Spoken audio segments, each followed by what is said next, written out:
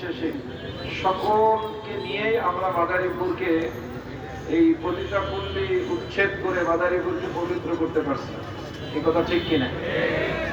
এবং বাংলাদেশে শুধু মাদারীপুর নয়, বাংলাদেশে দীর্ঘ 200 বছর এই ব্রিটিশরা এই আমাদের ভারতবর্ষকে শাসন করে মানুষের সবচেয়ে মৌলিক যে মেরুদণ্ডটা শিক্ষা, এই শিক্ষাটাকে তারা ভেঙে দিয়েছে।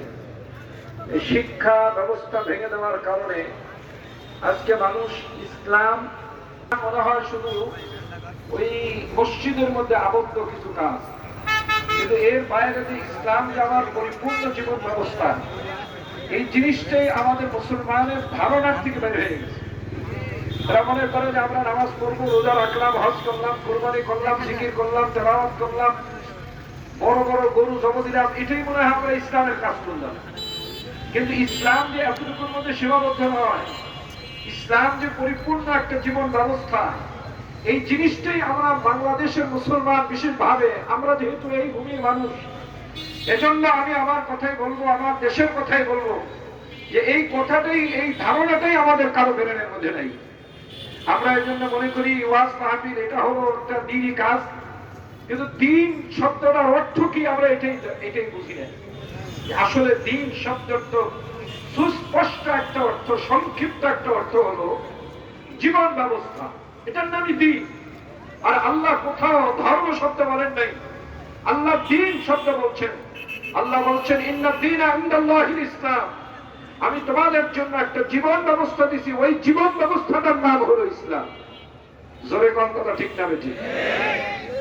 ফলে আমাদের দেশের শিক্ষা ব্যবস্থাটা এমন ভাবে ভেঙে দেওয়া হয়েছে যে আমাদের দেশের মানুষ তারা জানে না যে ইসলাম কি আর বাস্তবতা ধর্ম কি, আমাদের আসল করণীয় কি, বর্জনীয় কি। আমরা মুসলমান বটে, কিন্তু আমরা এই জিনিসগুলো কিছুই জানি না। কেমন যেন খালি কোরআন শরীফটাকে রেখে দিয়েছি, বাবা মারা গেলে দোয়া করবে এজন্য কোরআন শরীফ, খতম করে দোয়া করবে এজন্য কোরআন শরীফ, সূরা ইয়াসিন তেলাওয়াত করবে রুহের শান্তি পাবে এজন্য কোরআন শরীফ, নামাজের মধ্যে তেলাওয়াত করবে এজন্য কোরআন শরীফ। আমরা এটাকে এর মধ্যে সীমাবদ্ধ করে নিয়েছি। কেমন কেমন যেন আল্লাহ সুবহানাহু ওয়া তাআলা সূরা জুমার মধ্যে বলছেন, মাসালুল্লাযীনা হুম্মিলুত তাওরাত সুম্মা লাম ইয়াহমিলুহা কামাসালিল হিমারি ইয়াহমিলু আসফারা। তোমরা তো ওই গাধার মতো, যেই গাধারা চিনি বহন করে অথচ চিনির স্বাদ তারা ভোগ করে না। তোমরা কেমন যেন আল্লাহর কোরআন বহন করতেছ, কোরআনের মধ্যে যে কি আছে তোমরা জানো না এবং কোরআনের জিন্দেগি যাপন করো না। এই মানুষগুলো গাধার মতো মানুষ। এই যে কারণে আমাদের দেশে আজকে সব ধরনের যত ধরনের ইসলামের বিরোধী কুচক্রী মহল আছে, সব কুচক্রী মহল বাংলাদেশে তারা কাজ করতেছে। অনেক জায়গায় আমরা দেখি খ্রিস্টান দীর্ঘদিন যাবৎ ইমামতি করছে, ইহুদি দীর্ঘদিন যাবৎ ইমামতি করছে। কারণ ওই যে মৌলিক যে বিষয়গুলো জনগণ জানে, ওইগুলো ঠিক হইলেই তো হয়েছে, আর তো কিছু দেখার দরকার নেই। মৌলিক যে বিষয়গুলো নামাজটা পড়াইতে পারলেই হয়েছে। আমার জীবন ব্যবস্থার মশালা জিজ্ঞাসা করতে পার, আমি ইমামের কাছে যাই না, তাইলে সে ধরা পড়বে সে ইহুদির বাচ্চারা, খ্রিস্টানের বাচ্চারা, মুসলমানের বাচ্চা। যে কারণে চেঁচামনে মারতেছে, শুধু রূপ পরিবর্তন করে। দেশের মধ্যে এমনও কোন অন্যায় নাই, ইসলামের নাম নিয়ে এমনও কোন ষড়যন্ত্রমূলক কাজ নাই যা আমাদের বাংলাদেশে হচ্ছে না। এই অবস্থায় আমাদের মাদারীপুরও এর থেকে নিরাপদ নাই। যে কারণে আমাদের দেশে আহলে হাদিস একটা বড় চক্র ইসলামের নাম দিয়ে, ইসলামের বানান লাগিয়ে এ দেশটাকে ধ্বংস করার তার প্রান্তে পৌঁছে দিয়েছে। কালকে আমাকে এই বাগের বাড়ির একজন উজ্জ্বল সন্তান আমাকে কালকে বলতেছিলেন যে হুজুর, আপনারা চুপ করে বসে থাকার সময় নেই। এই আহলে হাদিস চক্র তারা এখন মাসালা দিতেছে মদ খাওয়া নাকি বলে জায়েজ আছে। ফলে শুধু মদ খাওয়া নিষেধ হলো, যখন মসজিদে নামাজে যাবে তখন নিষেধ।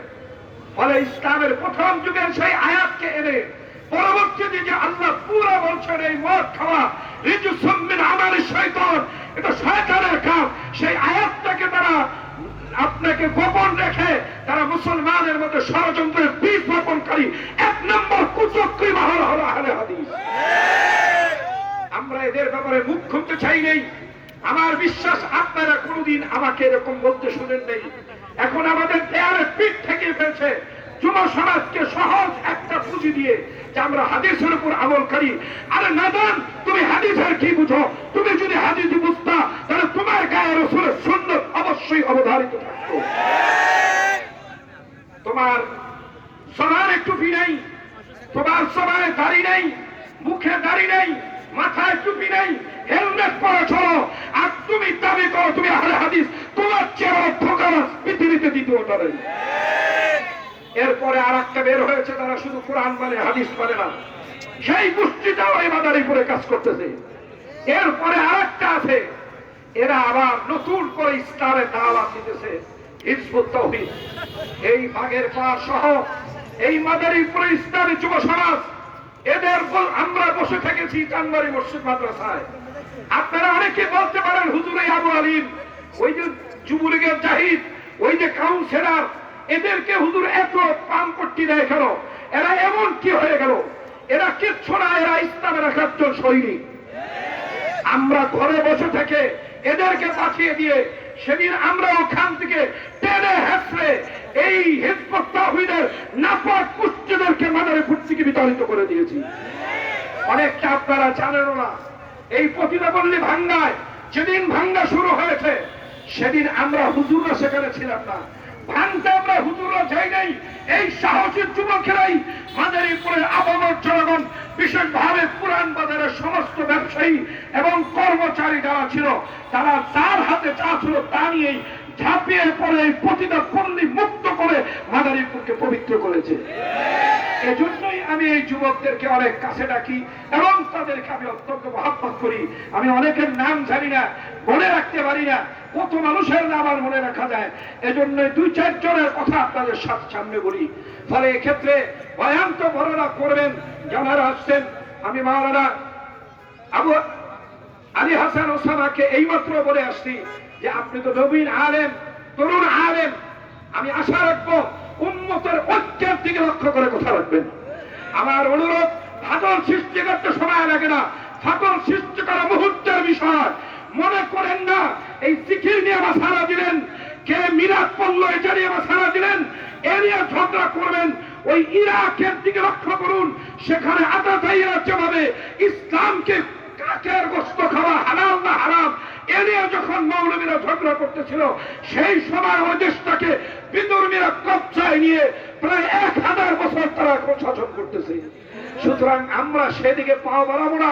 আমার অনুরোধ থাকবে মুসলমানকে দরদের সাথে, মহব্বতের সাথে ঐক্যবদ্ধ রেখে এই জাতিকে সামনে অগ্রসর করে নিতে হবে। যে কথা আমার মন ভরে গেছে যে আজকে আমাদের আসিফ খান বলছেন যে আমাদের মাদারীপুর থেকে এই জন্য জাগরণ সৃষ্টি হয় ইসলামে। আমি কালকেও এক জায়গায় বলেছি যে যেমন আফগানিস্তানে ইসলামের জাগরণ শুরু হয়েছে কান্দাহার থেকে, সেখান থেকে যেমন কাবুলে ছড়িয়ে পড়েছে, আমাদের বাংলাদেশেও যেন মাদারীপুর থেকে ইসলামের আওয়াজ তুলে ঢাকার রাজধানী যখন ইসলামের পতাকা পথ করে ছুড়ে এই কাজ করার জন্য কোন যুবকরা রাজি আছে? ভূমিকা নিতে হবে কাউকে না কাউকে, ভূমিকা নিতে হবে কাউকে না কাউকে। বসে থাকার সময় নেই, ঝগড়া করার সময় নেই, কাদা ছড়াছড়ি করার সময় নেই। উম্মত নামাজ পড়ে না, উম্মত রোজা রাখে না, উম্মত তেলাওয়াত করে না, কোরআনের সাথে স্পর্শ নেই। এই উম্মতকে তুমি কোন মাসালা বলে মুসলমানের মধ্যে ঝগড়া সৃষ্টি করবা, এর কোন সুযোগ এখন আর নাই। সুতরাং আমার অনুরোধ থাকবে, আমি একটু আগে বলেছি যে মানুষের ঐক্য, একটা ঘর করা বড় কঠিন, একটা ঐক্য সৃষ্টি করা কঠিন, এই ঐক্য ভেঙে দেওয়া বড় কঠিন কিছু না। ফলে এই জন্য আমি অনুরোধ রাখবো, সামান্য কিছু আপনার সন্দেহবশত হয়েও কেউ কারো উপরে কাদা ছড়াছড়ি করবো না। আমরা সুন্দরভাবে ঐক্যবদ্ধ হয়ে একজন থেকে যদি আর একজন কষ্ট পাই। এই মাদারীপুরে আমি শুধু যে আপনারা দেখেন যে আমি খুব ফুলের বাগান নিয়ে আছি এমন না, আমার অনেক আঘাত আমার শরীরে লাগে। এই মাওলানা জাহিদ সাহেব, আমাদের ইমাম মঞ্চল সমাজ কল্যাণ পরিষদের জেহাদি সাহেব, তিনি জানেন, মাওলানা জামাল সাহেব জানেন, আমাদের মাওলানা আশরাফ সাহেব জানেন, আমাদের সাথে জড়িত যারা তারা জানেন আমি অনেক আর্থিকতা সহ্য করেও, অনেক ত্যাগ তিতিক্ষা সহ্য করেও এই জবান আমি কারো বিরুদ্ধে খুলি না, যেন আমাদের ঐক্যতার জন্য নষ্ট না হয়। আমি ব্যক্তি আলী আহমদের কিছু ক্ষতি হয়ে গেলে কিছু যায় আসে না, আমার কোনো মাদ্রাসা ছুটে গেলে আমার কিছু যায় আসে না, আমার ইমামতি চলে গেলে, খতিবগিরি চলে গেলে কিচ্ছু আসে যায় না। কিন্তু এই উম্মত যদি ঝগড়া করে, তারা যদি পরস্পরের দিকে কাদা ছুড়াছুড়ি করে, তাহলে এর চেয়ে বড় বেদনাদায়ক আর কিচ্ছু হতে পারে না। সুতরাং এই আজকের মাহফিল নিয়ে আমি বলবো, যুব সমাজ আপনারা মাহফিল করতেছেন, এই মাহফিলের উপরে আমার বিশ্বাস কোন ইসলামিক দল, কোন ব্যক্তির কোন আক্রোশ নাই। এটা আমার একেবারে অন্তরস্থলের বিশ্বাস। ভুল বুঝাবুঝি হতে পারে, ভুল বুঝাবুঝি হবে, এটা আমরা আপোষে সমাধান করে নিব। এটাই হলো ইসলামের শিক্ষা, এটাই হলো নবীর শিক্ষা। ফলে আমরা সবচেয়ে বড় যে জিনিসটা সামনে রাখবো সেটা হলো আমার দ্বীন, সেটা হলো আমার ইসলাম। কথা ঠিক না ঠিক? যদি এটা আমরা যতদিন পর্যন্ত জবান এবং অন্তরে লালন করতে পারবো, অন্তর এবং জবানে লালন করতে পারবো, সেদিনই আমরা সফলতা অর্জন করতে পারবো। আমার মাঝে মাঝে খুব কষ্ট হয় একটা কথা শুনে। আমাদের দেশে একবার এই 1994-তে এদেশে সফর করছেন মাওলানা তারিক জামিল শাহ হাফিজাহুল্লাহ। উনি এদেশ সফর করে যাওয়ার পরে, বাংলাদেশ সফর করে যাওয়ার পরে, উনি ওনার এই সফরের কারগুজারি উনি একটা রিপোর্ট পেশ করছেন। সেই রিপোর্টের মধ্যে বাংলাদেশের মানুষের আপনার আতিথেয়তা, মেহমানদারিত্বতা, অনেক কিছু তিনি প্রশংসা করছেন। লাস্টে উনি শেষ সময় একটু কথা আমাদেরকে ইঙ্গিত করে বলেছেন। উনি বিশ্ববরেণ্য আলেম, স্কলার আলেম, পৃথিবীর শ্রেষ্ঠ আলেমদের একজন। তিনি বলেছেন, আমার মনে হয়েছে বাংলাদেশের মানুষ মুখ, জবান আর অন্তর তাদের এক না। আমার খুব কষ্ট হয়েছে, উনি এত ভালো কথা আমাদের জন্য বললেন, আর মাঝখান দিয়ে বলে গেলেন এতটুকু কথা যে আমার মনে হয় বাংলাদেশের মানুষের অন্তর আর জবান মনে হয় এক না। এই যে কতটা বড় বেদনাদায়ক কথা, আমাদের হাজারো প্রশংসা এই সামান্য একটা কথা দ্বারা মেলাতে দেয় কিনা আমার একটা প্রশ্ন আসে। আপনাদের এই প্রশ্নটা আসে কিনা আমি জানি না, আসছে কিনা জানি না। কত বড় আশ্চর্য কথা যে আমার কাছে কেমন যেন মনে হয় এদের অন্তর আর জবান যেন কেমন এক না। আমি বলবো, আমি অন্তর থেকে যে কথা বলবো, জবানের জন্য আমার সেই অন্তরে যে কথাটা থাকে, সেই কথাটাই যেন আমার জবান দিয়ে বের হয়। খুব ভালো করে মনে রাখা লাগবে, কাউকে পরোয়া করে কোনো লাভ নেই। আমাদের একমাত্র শুধুমাত্র যিনি মালিক তিনি হলেন কি? আল্লাহ। যা বলবো স্পষ্ট বলবো, যা করবো স্পষ্ট করবো, তবে মুরব্বীদের দিকে আদব রক্ষা করে করব। আমি এদিকে লক্ষ্য রাখবো যে আমি শুধু ফেসবুক চালাইতে পারি বলেই আমি কোনো বেটা হয়ে যাই নেই। এই ফেসবুকের মধ্যে বড় বড় উলামায়ে কেরামদের বিভিন্ন বিষয় নিয়ে এমন ক্রিটিসাইজ করে, যেটা নাকি আশ্চর্য লাগে যে বড় একজন আলেম দুঃসাহস করে যে এই কথাটা তারা মুখে বলতে বা ফেসবুকে লিখতে। আপনি মনে করেন না এতটুকু লেখেই আপনি বড় কিছু হয়ে গেছেন। আপনি শুধু ইসলামের ঘরের মধ্যে একটু আগুন জ্বালাইতে পারছেন, এর চেয়ে আর বড় কিছু করতে পারেন নাই। সুতরাং আপনি ইসলামের বন্ধুরা, আপনি ইসলামের বড় সবচেয়ে বড় চরম শত্রু। আল্লাহ আমাদেরকে, আমার এই সংক্ষিপ্ত কথার দিকে কিছু মেসেজ আমি দিতে চেয়েছি, কিছু আমি ইশারা দিতে চেয়েছি। আমার বিশ্বাস যুব সমাজ আপনারা, উলামায়ে কেরাম আপনারা, ছাত্র তোলাবা যারা আছো তোমরা সবাই, তোমরা আমার এই মেসেজটা বুঝতে পারছো। কাদা ছোড়াছড়ি বন্ধ করো। তাকায় দেখো ইরাক, তাকায় দেখো ইসরায়েলের দিকে 35,000 নারী পুরুষকে সেখানে শহীদ করা হলো। এর মধ্যে 14,000 শিশুকে শহীদ করা হলো। মাকে ছেলের সামনে হত্যা করতেছে, মা একটা বাচ্চাকে নিয়ে যাইতেছে। কেন? একটাই কারণ, ওই ফিলিস্তিনের মারা তারা মুজাহিদ জন্ম দেয়, এজন্য ওই মাদেরকে হত্যা করতেছে। সারা বিশ্ব হলে খেলতেছে, আমাদের সাথে তামাশা করতেছে। ইউরোপ, আমেরিকা তারা তলে তলে অস্ত্র দিতেছে, আবার ওদিকে তাদের ঘৃণা নিপণ করতেছে। তাদের অস্ত্র দিয়েই আমাদের মা বোনদের বুকের উপরে অস্ত্র মারতেছে। আর আমরা আজকে এখানে ফেসবুক নিয়ে আর এবার আমাদের কাদা ছোড়াছড়ি করে বিচ্ছিন্ন করার চেষ্টা করছি। খোদার কসম, কিয়ামতের ময়দানে আল্লাহর কাঠগড়ায়, আসামির কাঠগড়ায় দাঁড়াতে হবে। রক্ষা পাবার কোনো উপায় নাই। আল্লাহর কারখানা, আল্লাহর বিচারালয় তো অনেক দূরে। আরে এই দেশেই পাবা। বিচারের জন্য অপেক্ষা থাকো। বাংলাদেশও যারা আলেমদের না বুঝে শুনে, তুমি কি বুঝেছ? একজনের পক্ষ থেকে কথা শুনে তার কথার উপরে তুমি ফেসবুকে একটা মন্তব্য লিখে দিলা। অথচ আল্লাহ রাসূল কি বলছিলেন, কাফা বিল মারই কাযিবান আইয়ু হাদিসা বিকুল্লি মা সামিয়া। শোনা কথা বিশ্বাস করা, শোনা কথা আরেকজনের কাছে বর্ণনা করা, এর চেয়ে বড় মিথ্যাবাদী পৃথিবীতে দ্বিতীয় জন নাই।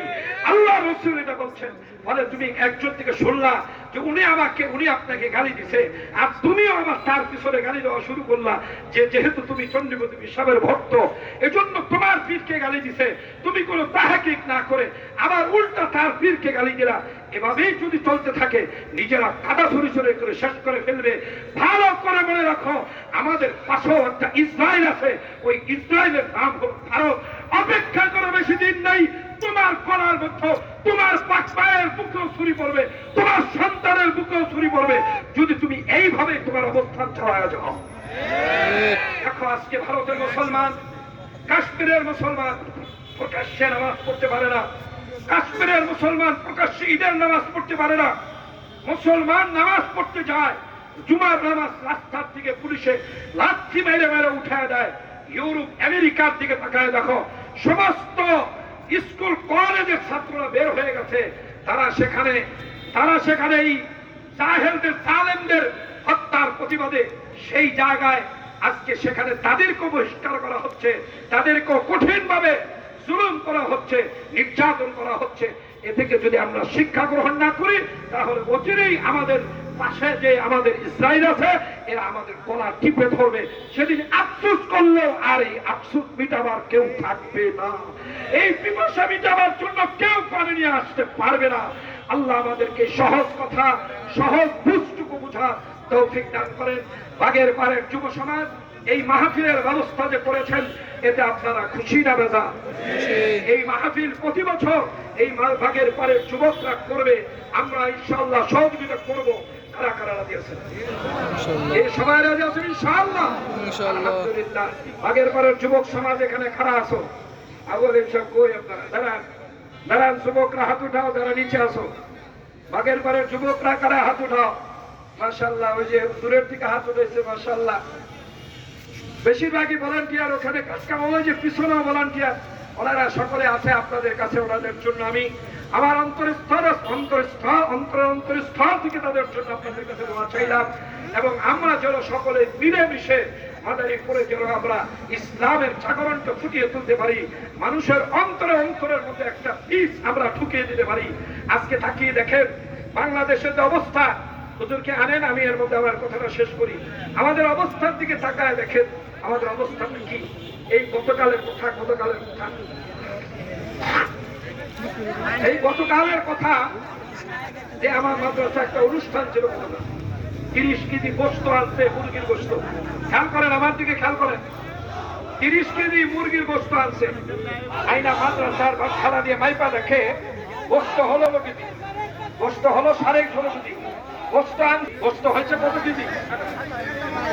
6 কেজি হয়েছে, 16.5 কেজি। এইভাবে আমাদের সমাজটাকে ধ্বংস করে দেওয়া হচ্ছে। সমাজের রন্ধ্রে রন্ধ্রে রন্ধ্রে রন্ধ্রে দাঁড়াও তোমরা, হয়েছে তো দর্শক।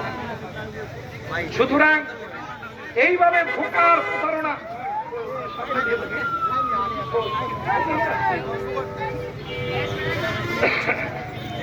এইভাবে আমাদের সমাজকে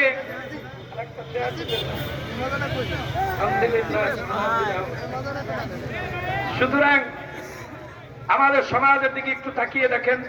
আমার কথাটা আমি শেষ করে দিতেছি যে আমাদের সমাজ কিভাবে দুর্নীতিতে ছেয়ে গেছে।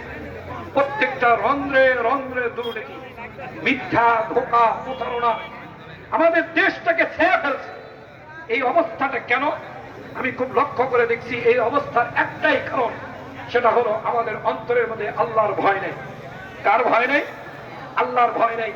তাকিয়ে দেখেন, ওদিন আমার বাসায় বাচ্চারা পুরি খাইতেছে, ডাল পুরি। বিকালবেলা ডাল পুরি আনাইছি, ডাল পুরি এবং ঝাল মুখে দিতে পারতেছে না। আবার বিবি সাহেব ভাঙছে যে ডাল পুরি এত ঝাল কেন? খুইলা দেখে যে আবার কোনটা খারাপটা বললে এটা আবার শুনলে আবার পুরীর দোকান আলাদা আবার এটাই ব্যবহার করা শুরু। এই ডাল পুরির মধ্যে সুজিটাকে আপনার মরিচ দিয়ে গরম করে টাইলা এটাকে দিয়ে ডাল পুরি বানাইছে। আপনি কোথায় যাবেন কয়েকদিন আগে দেখলাম পেপারে, শীতের দিনে রাজশাহীতে খেজুরের গুড় বানায়, যশোরে খেজুরের গুড়ের মধ্যে, খেজুরের রসের মধ্যে ওই আপনার খ্যার ভিজায় রাখে দিনে। ওই খ্যারটা ভিজায় গেলে খ্যারের রসটা খেজুরের গুড়ের রসের মতো হয়। ওই খ্যারটা ভিজায় রাখলে পরে এই রসটা, এই রসটার মধ্যে, এই খ্যারের পানির মধ্যে রসটা মিলাইয়া তারপরে গুড় বানাইতেছে, দুধ বানায়। এটার মধ্যে মেডিসিন এমন কোন বিষয় নয়, হাতটাকে আপনার ওষুধের মধ্যে পর্যন্ত ভেজাল। এই যে ভেজাল গুলো আমাদের দেশে, একটাই প্রতিযোগিতা, মানুষ শুধু ধনী হবে। কিভাবে ধনী হবে এই চেষ্টা চালাচ্ছে। এই জাতিকে যদি আমরা আল্লাহর ভয় তাদের অন্তরে ঢুকিয়ে দিতে না পারি, এই জাতি যে কোথায় যাবে আমার জানা নাই। ফলে যদি আমাদের জাতির অন্তরে ঈমান আর আল্লাহর ভয় ঢুকিয়ে দিতে পারতাম, তাহলে আজকে সোনালী যুগ 1400 বছর পরে সেই সোনালী যুগের ফুল যেমন আফগানিস্তানে ফুটেছে, সেই ফুলও আমাদের বাংলাদেশে ফুটতো। এই ওয়াদা কোন মানুষের না, এই ওয়াদা হলো আমার আল্লাহ। এই ওয়াদা কার? চিৎকার মেরে বলেন ওয়াদা কার? আমি এই আয়াতটাই আপনাদের সামনে শুরুতে তেলাওয়াত করেছিলাম। আল্লাহ বলছেন, তোমরা যদি তোমাদের অন্তরের মধ্যে দুটো জিনিসকে লালন করতে পারো, একটা হলো আমি আল্লাহর ভয়, ঈমান, আর একটা হলো আমি আল্লাহর ভয়। আমি আল্লাহ তোমাদের জন্য পৃথিবীর আসমান এবং জমিনের মধ্যে যত রহমতের দরজা আছে, সব রহমতের দরজাগুলো আমি আল্লাহ তোমাদের জন্য খুলে দিব। লাফাতাহনা আলাইহিম বারাকাতিন মিনাস সামাই ওয়াল আরদ। এই ওয়াদা করছেন কে? চিৎকার মেরে বলেন কে? আর আল্লাহ অনেক জায়গায় কোরআনে বলছেন, লা ইয়াখলিফাল্লাহু ওয়াদা, আমি আল্লাহ আমার প্রতিশ্রুতি ভঙ্গ করি না। তোমরা ঈমান আনো, নেককার শুরু করো, গুনাহ বর্জন করো, আল্লাহকে ভয় করো, মানে গুনাহ বর্জন করো। তাহলে তোমাদের ঘুষ খেতে হবে না, সুদ খেতে হবে না, মানে ভেজাল দিতে হবে না, ওজনে কম দিতে হবে না, ভোট চুরি করতে হবে না, ডাকাতি করতে হবে না। শুধু তোমরা আল্লাহকে ভয় করো, আল্লাহ তোমাদেরকে দুনিয়ার রাজত্ব দিবেন, আখিরাতের রাজত্ব জান্নাত দিয়ে তোমাদেরকে পুরস্কৃত করবেন। আল্লাহ আমাদেরকে আল্লাহর প্রতিশ্রুতির উপর বিশ্বাস করে নিজেদের জীবনকে আল্লাহ দেখানো বিধান অনুযায়ী পরিচালনা করার তৌফিক দান করেন। মেহমানকে বসিয়ে রেখে আপনাদের সামনে কথা বললাম। যেহেতু আমাদের অনেক জুনিয়র, আমাদের ছোট ভাই মাওলানা আলী হাসান ওসামা সাহেব, তিনি আপনাদের সামনে গুরুত্বপূর্ণ বয়ান রাখবেন। আমরা ধৈর্য সহকারে ওনাদের আলোচনা শুনে শেষ করে তারপরে যাব। আল্লাহ আমাদের সবাইকে তৌফিক দেন। ওমা আলাইনা ইল্লাল বালাগ। আসসালামু আলাইকুম ওয়া রাহমাতুল্লাহ। দিয়েছেন, এই জন্য আজকের মাহফিল আমরা শুনতে যারা এসেছি, অনেকে দাঁড়িয়ে রয়েছে। আমি অনুরোধ করব আমাদের ভলান্টিয়ারদেরকে পশ্চিম দিকে হোগলা পিছিয়ে দিতেছে, একটু আমরা সকলের সামনে চলে যাই। আর রাস্তার মাঝে কিছু মোটর সাইকেল রাখা আছে, মোটর সাইকেল গুলো মেহেরবানি কিছু সরে দিলে ভালো, মানুষের যাতায়াতে যেন কষ্ট না হয়। ভাই, আমার দ্বারা যেন উম্মতের কোনো কষ্ট না হয়, এই জন্য আমি সকলকে মোটর সাইকেল গুলো একটু সরিয়ে আনার জন্য অনুরোধ করছি। বাকি আমরা সামনে চলে যাবো, ওই সামনে অনেক জায়গা আছে, ওগুলো বসিয়ে দিতেছি। আলহামদুলিল্লাহ, আমাদের বাগেরপাড়া ইসলামী যুব সমাজ কর্তৃক আয়োজিত আজকের এই মাহফিল আল্লাহ তাআলা বরকত দান করছে। সকল বলে আলহামদুলিল্লাহ। আমরা পিসা হুজুর অনেক গুরুত্বপূর্ণ বয়ান করছেন। এই মাহফিল কি প্রতি বছর হবে ভাই? ইনশাআল্লাহ সবাই চান সব হবে আলহামদুলিল্লাহ। এখন আমাদের সামনে গুরুত্বপূর্ণ বয়ান পেশ করতেছেন সারা বাংলাদেশের আলোকিত মানুষ, আমাদের যুব সমাজের আইকন আনোয়ার শাহ কাশ্মীর রহমাতুল্লাহ আলাই, মারকাজুল ইমাম আনোয়ার শাহ কাশ্মীর রহমাতুল্লাহ আলাই মাদ্রাসার স্বনামধন্য পরিচালক মহতামিম, যিনি মাদ্রাসা প্রতিষ্ঠিত করেছেন রাজবাড়ী, সেই রাজবাড়ির মাদ্রাসা পরিচালক দেশের বাড়ি সিলেট আলী হাসান ওসামা, যিনি অল্প দিনের মধ্যে আমার মনে হয় আমাদের জুনিয়র, এরপর আলহামদুলিল্লাহ তার সুখ্যাতি সুনাম ইসলামের জন্য অনেক নিবেদিত কাজ করে যাচ্ছেন। আল্লাহ তাআলা তার হযরতের হায়াতের মধ্যে বরকত দান করে। সকলে বলে আমিন। আমরা হযরতের গুরুত্ব দিয়ে হযরতের গুরুত্বপূর্ণ বয়ান শুনবো। আমি আবার অনুরোধ করছি, আমাদের সামনে হোগলা আছে, আমরা সবাই গিয়ে বসি। সকলকে ধন্যবাদ। হযরত এখনই আমাদের সামনে গুরুত্বপূর্ণ পেশ করছেন। আলহামদুলিল্লাহ, এখন এই পর্যায়ে আমাদের সামনে গুরুত্বপূর্ণ বয়ান পেশ করছেন মুফতি আলী হাসান ওসামা দামাত বরকাতুল আলিয়া, প্রতিষ্ঠাতা পরিচালক মারকাজুল ইমাম আনোয়ার শাহ কাশ্মীরি রহমাতুল্লাহ আলাই, রাজবাড়ী, ঢাকা। হযরতকে তার মূল্যবান তাকরীর পেশ করার জন্য সবিনয় অনুরোধ করছি।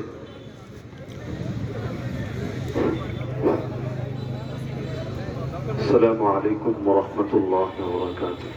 ওয়ালাইকুম আসসালাম ওয়া রাহমাতুল্লাহি ওয়া বারাকাতুহু। যে ভাইয়েরা দাঁড়িয়ে আছেন, আমার বিনীত অনুরোধ থাকবে যতটুকু সম্ভব আমরা পেছনের দিকে গিয়ে বসে যাই, রাস্তার যানবাহনের ক্ষতি না করি। আলহামদুলিল্লাহ আলহামদুলিল্লাহি ওয়াহদাহু ওয়া কাফা ওয়া সালামুন আলা ইবাদিহি আল্লাযীনা ইসতাফা। أما بعد فأعوذ بالله من الشيطان الرجيم. بسم الله الرحمن الرحيم. وقل جاء الحق وزهق الباطل إن الباطل كان زهوقا. وقال تعالى لقد كان لكم في رسول الله أسوة حسنة لمن كان يرجو الله واليوم الآخر وذكر الله كثيرا. ولما رأى المؤمنون الأحزاب قالوا هذا ما وعدنا الله ورسوله وصدق الله ورسوله وما زادهم إلا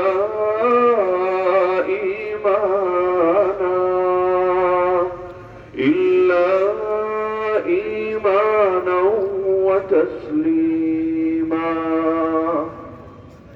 من المؤمنين رجال صدقوا ما عاهدوا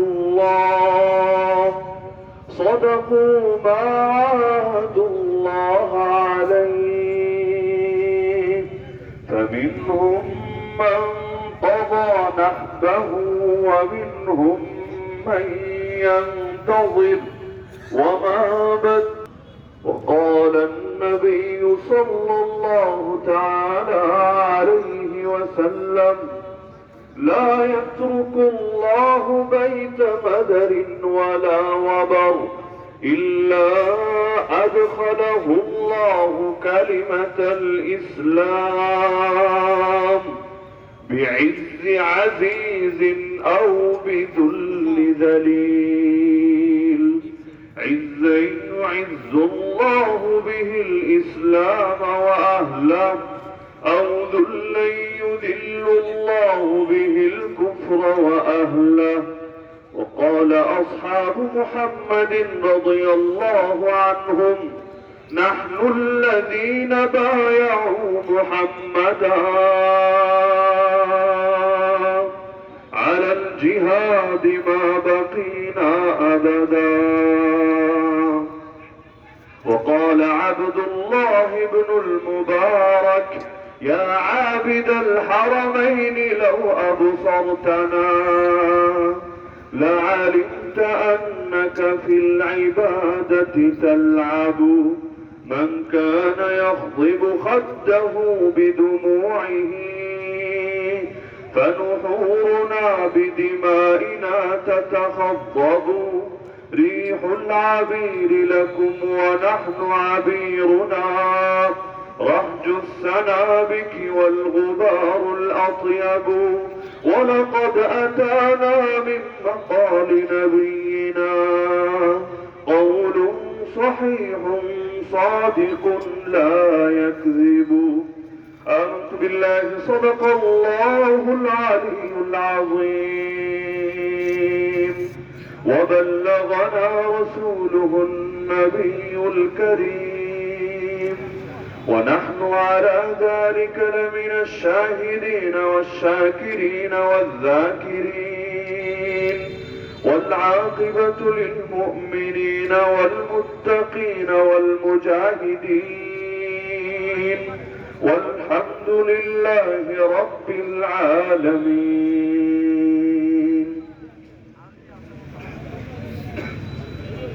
বাগেরপাড় ইসলামী যুব সমাজের উদ্যোগে আয়োজিত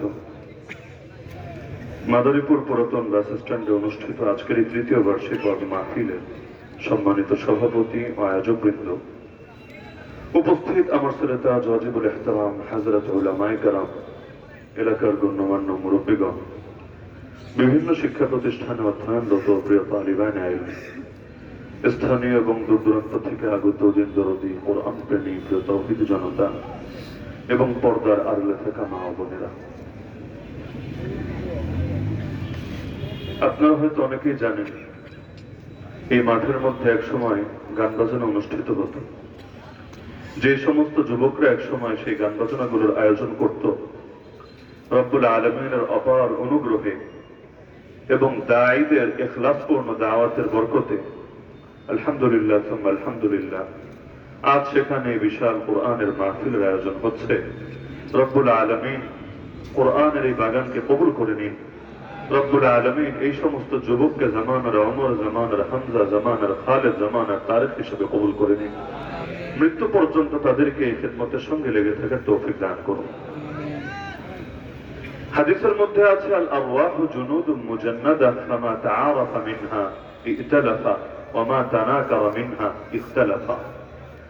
মানুষ যখন রূহের জগতে ছিল, সবগুলো রূহ সেখানে সম্মিলিত বাহিনীর মতো ছিল।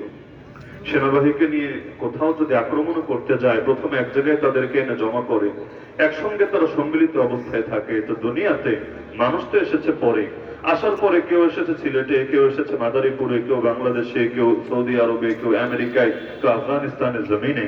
কিন্তু যখন সবগুলো রূহ এক জায়গায় ছিল, সেই সময়ের হালত আল্লাহ রাসূল সাল্লাল্লাহু আলাইহি ওয়াসাল্লাম বর্ণনা করছেন। তখন যাদের মধ্যে পরিচয় ঘটেছিল, দুনিয়া তাদের মধ্যে মহাব্বত তৈরি হয়ে যায়। আর তখন যাদের মধ্যে পরিচয় ঘটে নাই, বরং তখনও দূরত্ব কাজ করছিল, দুনিয়ায় আসার পর তাদের মধ্যে বিরোধ রয়েই যায়। তো রুহের জগতেই যাদের মধ্যে মহাব্বত, দুনিয়াতেও মহাব্বত থাকবে। তো যদিও মাদারীপুরে এটা আমার প্রথম আসা, মাদারীপুরে ইতিপূর্বে কোর্স করেছি, অর্থাৎ মাদারীপুরের উপর দিয়ে অন্যান্য জেলায় গিয়েছি, তবে কোথাও এসে মাহফিল করেছে বলে আমার মনে পড়ে না। এটি সম্ভবত মাদারীপুরের পুরো জেলাই বলেন আর প্রাণকেন্দ্রেই বলেন প্রথম আগমন। তাও অনেকে তো চাচ্ছিল এবং স্বভাবত চেয়েই থাকে আমরা যাতে না আসি, বা আসলেও যাতে কথাবার্তা না বলি। তবুও রব্বুল আলামিনের ফয়সালা যা হবে তো তা, ওমা তাশাউনা ইল্লা আন ইয়াশা আল্লাহ। তো রবের ইচ্ছায় আসা হলো, দেখা হলো, বসা হলো। যেই প্রসঙ্গে কথাটা টানলাম, রব যদি শুধু এটাকেই কবুল করেন, কিয়ামতের দিন এটাকে আমাদের নাজাতের জরিয়া বানিয়ে দিতে পারে। বলবেন কিভাবে? বিশুদ্ধ হাদিসে কুদসির মধ্যে আছে, আল্লাহ রাসূল সাল্লাল্লাহু আলাইহি ওয়াসাল্লাম জানিয়ে দিয়েছেন, কিয়ামতের দিন আল্লাহ নিজে ডাকতে থাকবেন, আইনাল মুতাহাব্বুনা লিজালালি। আমার ওই সমস্ত বান্দাগুলো কোথায় যারা একজন আরেকজনকে ভালোবাসতা একমাত্র আমার জন্য, দলের জন্য না, ধারার জন্য না, নিজস্ব কোনো আলাদা মাসলাক মাশরাবের জন্য না, বরং যে মহাব্বত হতো একমাত্র আল্লাহর জন্য, যার পেছনে রাজনৈতিক ধান্দা নাই, যার পেছনে ব্যবসায়িক স্বার্থ নাই, যার পেছনে দুনিয়ার কোনো পদ পদবীর কোনো ফিকির নাই, বরং যে মহাব্বতটা আল্লাহর জন্য আল্লাহ খুঁজবেন এবং আল্লাহ তাদেরকে আগে ঘোষণা শোনাবেন, আরে শোনো কেন ডাকছি তোমাদেরকে, আল ইয়াউমা উযিল্লুহুম ফি যিল্লি ইয়াউমা লা যিল্লা ইল্লা যিল্লি। আজ আমি তোমাদেরকে আমার বিশেষ ছায়ায় জায়গা দেব, যেদিন আমার ছায়া ছাড়া দ্বিতীয় কোনো ছায়াই নাই। এমন কিছু এই হাদিসে কুদসিতে এটাও আছে, ওয়াজাবাত মাহাব্বাতি লিল মুতাহাব্বিনা ফিয়া ওয়াল মুতাজালিসিনা ফিয়া ওয়াল মুতাজাওয়িরিনা ফিয়া ওয়াল মুতাবাযিলিনা ফিয়া। আল্লাহ বলছেন, চার শ্রেণীর মানুষকে ভালোবাসা আমার জন্য অপরিহার্য হয়ে গিয়েছে।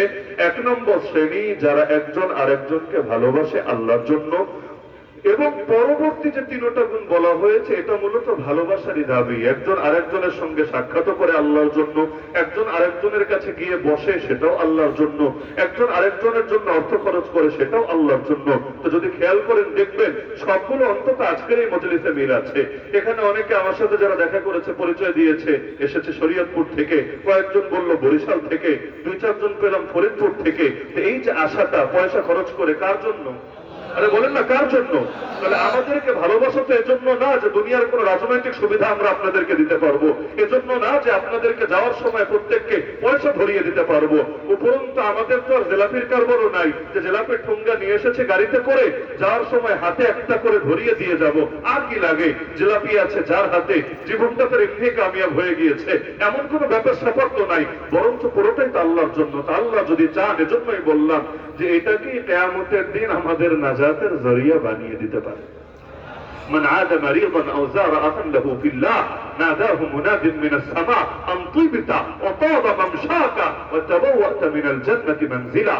আল্লাহ রাসূল বলেন, কেউ যখন কোন অসুস্থ রোগীকে দেখতে যায় অথবা যাকে আল্লাহর জন্য ভালোবাসে এমন কোন ভাইয়ের সাক্ষাতে যায়, আসমান থেকে একজন ঘোষক ঘোষণা দিতে থাকে, আরে তোমার জীবনটা কামিয়াব হয়ে গিয়েছে, তোমার পথ চলাও সুখকর হয়েছে, আর জান্নাতকে তুমি তোমার ঠিকানা বানিয়ে নিয়েছো।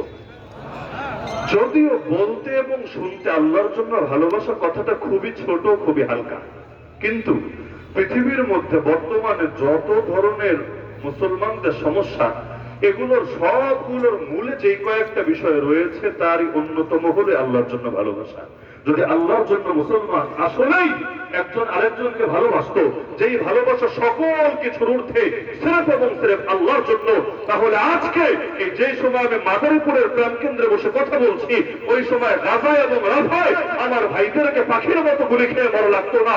ওই সময় ডক্টর আফিয়া সিদ্দিকারা 2 যুগেরও বেশি সময় ধরে আমেরিকার কারাগারে নির্মম ভাবে জীবন যাপন করতো না। আর ওই সময় পৃথিবীর পরতে পরতে মুসলমানদের রক্তে এই জমিনটা মোটেও রঞ্জিত হতো না।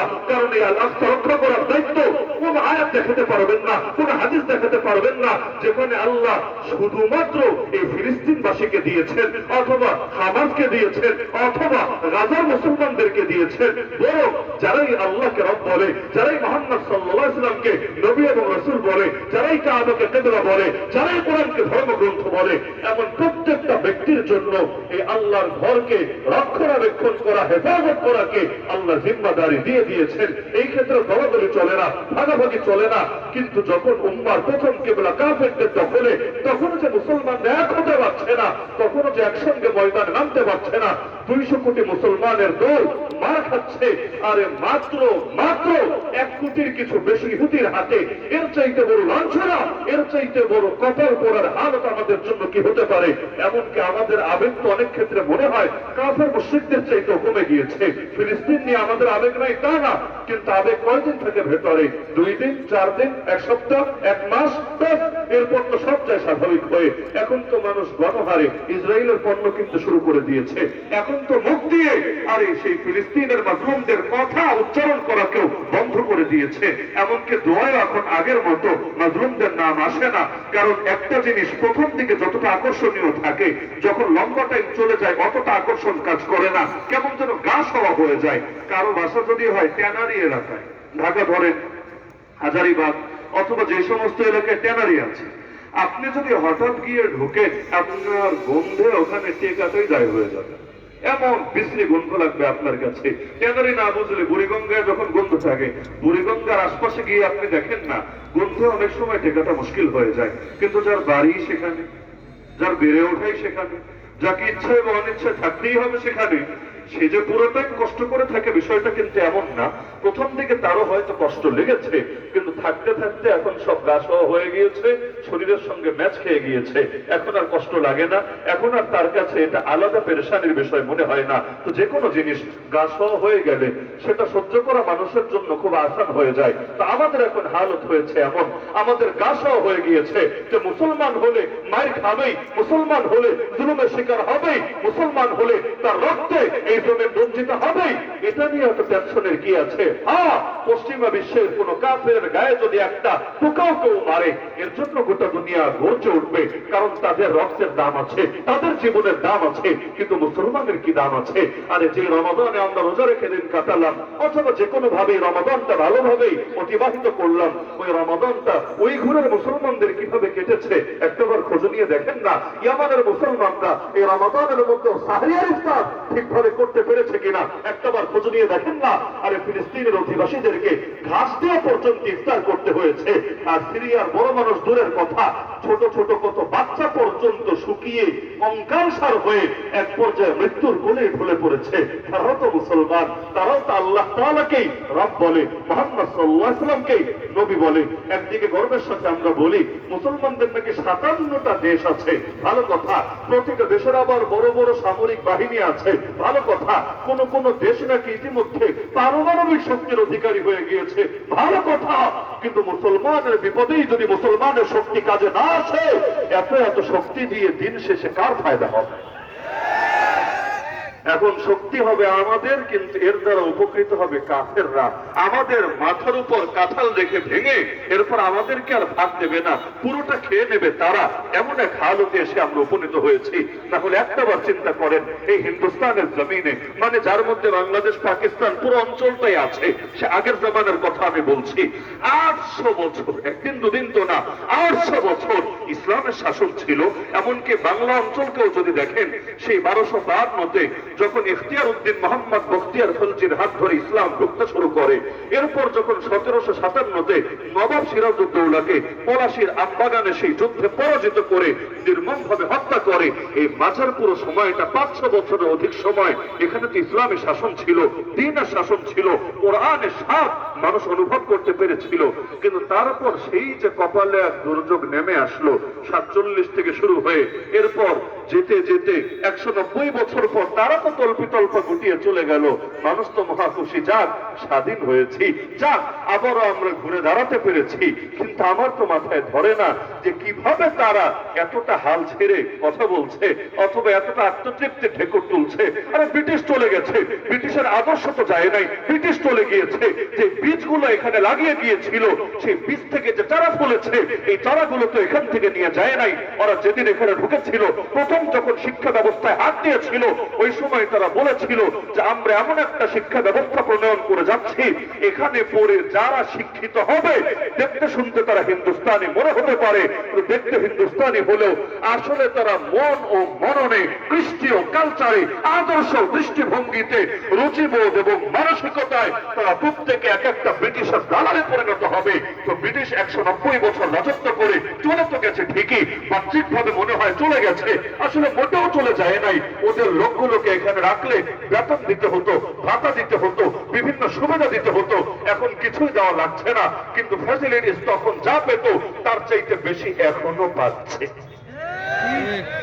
এমন প্রজন্ম গড়ে দিতে পেরেছে যারা কিনা ইসলামকে সীমাবদ্ধ করতে করতে করতে করতে এত বেশি চিপায় ফেলে রেখেছে যে অনেক ক্ষেত্রে ইসলামের নাম শুনলে পর্যন্ত তারা তেলে বেগুনে জ্বলে ওঠে। ইসলাম কার দিন? সবাই একমত তো? ইসলাম কার দিন?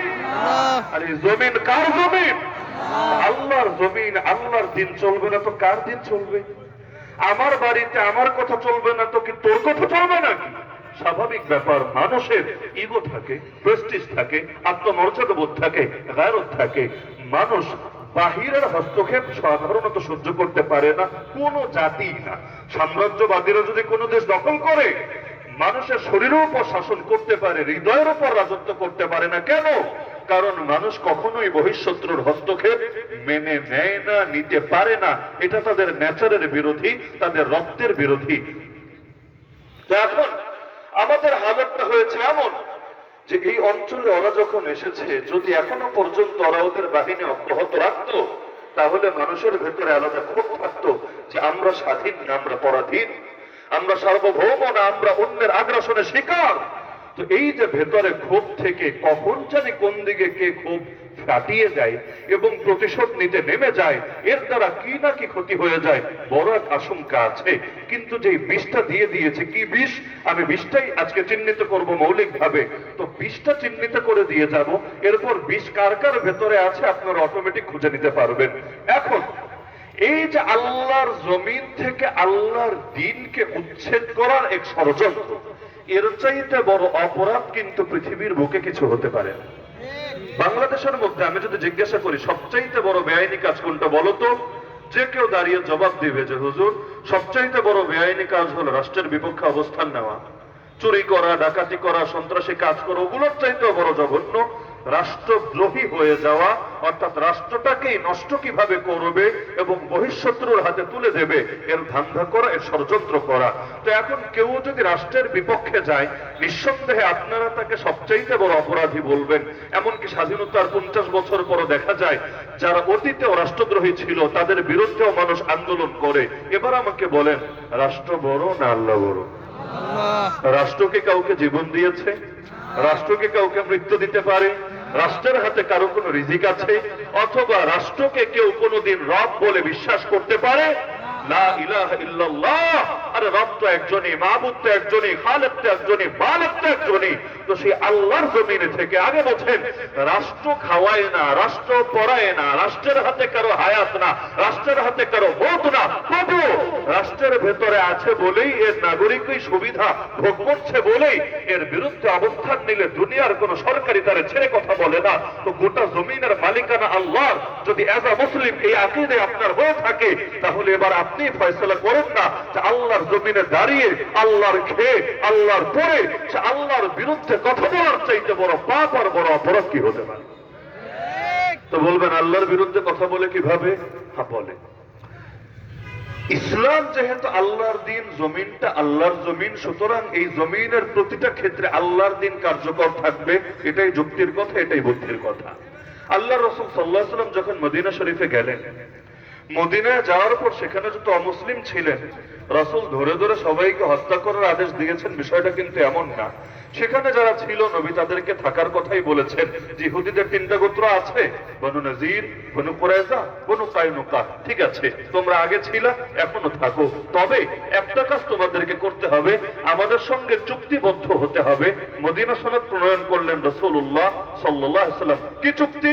যে তুমি ইহুদি ধর্ম তুমি ব্যক্তিগত জীবনে মানো, আমাদের কোনো আপত্তি নাই, কিন্তু এই মদিনা শরীফ, এই পুরো অঞ্চলটা চলবে ইহুদিদের কথায় না।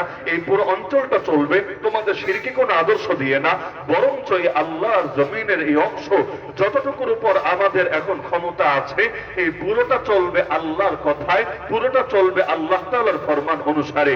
যদি এটা মেনে নিতে পারো, রাজনৈতিক ভাবেও তোমরা ইসলামের সামনে নতি স্বীকার করবা, অর্থনৈতিক ভাবে ইসলামের সামনে নতি স্বীকার করবা, সামাজিক ভাবেও বিচারাচারের ক্ষেত্রেও ইসলামের সামনে নতি স্বীকার করবা। হ্যাঁ, তোমাদের অভ্যন্তরীণ বিষয়ে তোমরা তোমাদের স্বাধীনতা পরিপূর্ণভাবে পাবা এবং তোমাদের যত হক আছে আমরা এগুলো রক্ষা করব। আমরা তোমাদেরকে নিরাপত্তা দেব যেভাবে আমরা আমাদের মুসলমান ভাইদেরকে নিরাপত্তা দেব। এই শর্তে তোমরা রাজি কিনা? রাজি না হয় উপায় নাই, ইচ্ছায় হোক বা অনিচ্ছায়, কারণ আল্লাহ রাসূল সাল্লাল্লাহু আলাইহি ওয়াসাল্লামের নেতৃত্ব প্রতিষ্ঠিত হয়ে গিয়েছে। এখন যদি রাজি না হয়, পথ একটা, নবীর সঙ্গে লড়াই করতে হবে অথবা এলাকা ছেড়ে চলে যেতে হবে। এখন এলাকা ছেড়ে যাওয়ার কোনো আগ্রহ নাই, আর নবীর সঙ্গে লড়াই করার কোনো হিম্মতি নাই, কারণ এই ইহুদিরাই সেই ইহুদি। আপনারা ইতিহাস পড়লে দেখবেন এই ইহুদিদের 3টা গোত্র মৌলিকভাবে এরা মদিনা অধিবাসী না, মদিনা নাগরিকই না, এরা অন্য এলাকার লোক। তাহলে এখানে এসে ঘাঁটি গেড়েছে কেন? একমাত্র উদ্দেশ্য ছিল, তারা তাদের কিতাবের মধ্যে পড়েছে এক সময় আখেরি পয়গম্বর আসবেন, তিনি এই মদিনা শরীফে হিজরত করবেন। তারা যদি কোনোভাবে তার দেখা পেয়ে যায়, তার উপর ঈমান আনবে, তার দ্বীনকে শক্তিশালী করবে এবং তাকে নিয়ে কাফেরদের বিরুদ্ধে মোকাবেলা করবে। সূরা বাকারার একাধিক আয়াতের সাক্ষী আপনারা পাবেন। এমনকি তারা এটা বলতো, ইস্তাফতিহুনা আলাল্লাযিনা কাফারু, যখন কাফেরদের বিরুদ্ধে লড়াই হতো, ওই লড়াইগুলোর মধ্যেও তারা আল্লাহ রাসূল সাল্লাল্লাহু আলাইহি ওয়াসাল্লামের তামান্না ব্যক্ত করত, হায় নবী যখন আসবে তাকে নিয়ে আমরা বিজয়ী হব। বিজয় কামনা তার সঙ্গে সম্পৃক্ত ছিল। কিন্তু ফালাম্মা জাআহুম মা আরাফু কাফারু বিহি ফালানাতুল্লাহি আলাল কাফিরিন। কিন্তু হক যখন সামনে চলে এসেছিল, মানতে পারে নাই। কেন মানতে পারে নাই? এই গোষ্ঠীগত কারণে। আজকে যেমন অনেকে পারে না, হক তার দলের বাইরে চলে গিয়েছে, তাই হক মানতে পারে না। হক তার নেতার বাইরে চলে গিয়েছে, তাই হক মানতে পারে না। হক তার বাপের বাইরে চলে গিয়েছে, তাই হক মানতে পারে না। হক তার অফিসারের বাইরে চলে গিয়েছে, তাই হক মানতে পারে না। হক তার স্বার্থের বাইরে চলে গিয়েছে, তাই হক মানতে পারে না। এমনি ডায়লগ মারতে খুব পারে, হক গ্রহণ করতে আমাদের বুকে কোনো কার্পণ্য, কোনো দ্বিধা, কোনো সংকোচ কিছুই কাজ করে না। কিন্তু যখন দেখা যায় একদিকে হক আর একদিকে দল, হক নিলে দল থাকে না, দল নিলে হক থাকে না, তখন তারা তাদের মুখোশটা খুলে ফেলতে আর দেরি করে না। এই জামানায়, হার জামানায় মানুষের হক গ্রহণের পথে সবচাইতে বড় বাধা ছিল এটা। না হলে আবু তালেব কালেমা পড়লো না কেন? আপনি যতটুকু ইসলাম চিনেছেন এর চাইতে আবু তালেব আরো 1000 গুণ ভালো চিনেছেন। আপনি কতটুকু চিনেছেন ইসলাম? সেটা আল্লাহ রাসূল সাল্লাল্লাহু আলাইহি ওয়াসাল্লামকে দেখে দেখে তার মুআজিজাগুলো সরাসরি অবলোকন করে করে একেবারে কাছ থেকে বুঝতে পেরেছে। আরে বড় কোনো হুজুরের সোহবত পেলেই তো সারা জীবন গর্ব করে বলে, আমাকে চেনো, আমি অমুক শাইখের সোহবত ইয়াফতা, তার সঙ্গে আমার সম্পর্ক ছিল, আমি তার সান্নিধ্য লাভ করে ধন্য হয়েছিলাম।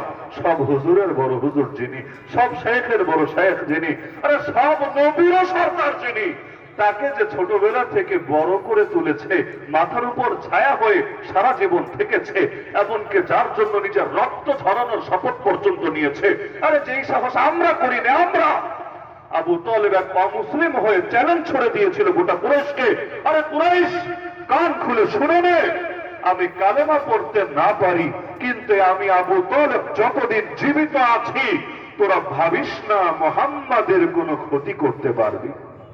যদি মুহাম্মাদের কিছু করতে হয়, হাত্তা ওয়াসাদা ফি তুরাবি দাফিনা, তার বাক্য, আগে আমাকে মেরে মাটির ভেতরে আমার দাফন দিতে হবে, এরপর আমার কবরের উপর পাড়া দিয়ে গিয়ে মুহাম্মাদের গায়ে ছুবি, কিন্তু যতদিন আমি জীবিত আছি মুহাম্মাদের তোরা কিছুই করতে পারবি না। ভাবতে পারেন, আর ওই হিম্মত যদি বাংলার মুসলমানদের থাকতো, বাংলার জমিনে কোন আলেমের গায়ে হাত দেওয়ার কোন সাহস কোন বাদের জীবনে করতে পারত না।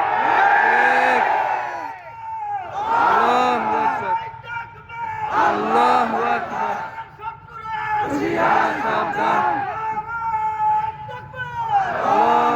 আর ব্যক্তি তো দূরের কথা, 200 কোটি মুসলমানের মধ্যে 2-4 কোটি মুসলমান যদি অন্তত হিম্মত করে বলতে পারত, আর সব গজবগ্রস্ত ইহুদি জাতি যতদিন পর্যন্ত একজন মুসলমান জিন্দা থাকবে, সেই মুসলমানের ভেতরে প্রাণ থাকবে, সেই প্রাণে স্পন্দন থাকবে, তার ধমনীতে রক্ত প্রবাহিত থাকবে, তোরা ভাবিস না তোরা মসজিদে আকসা ভেঙে তোদের সেই কল্পিত সুলাইমানি মন্দির বা থার্ড টেম্পল বানাতে পারবে।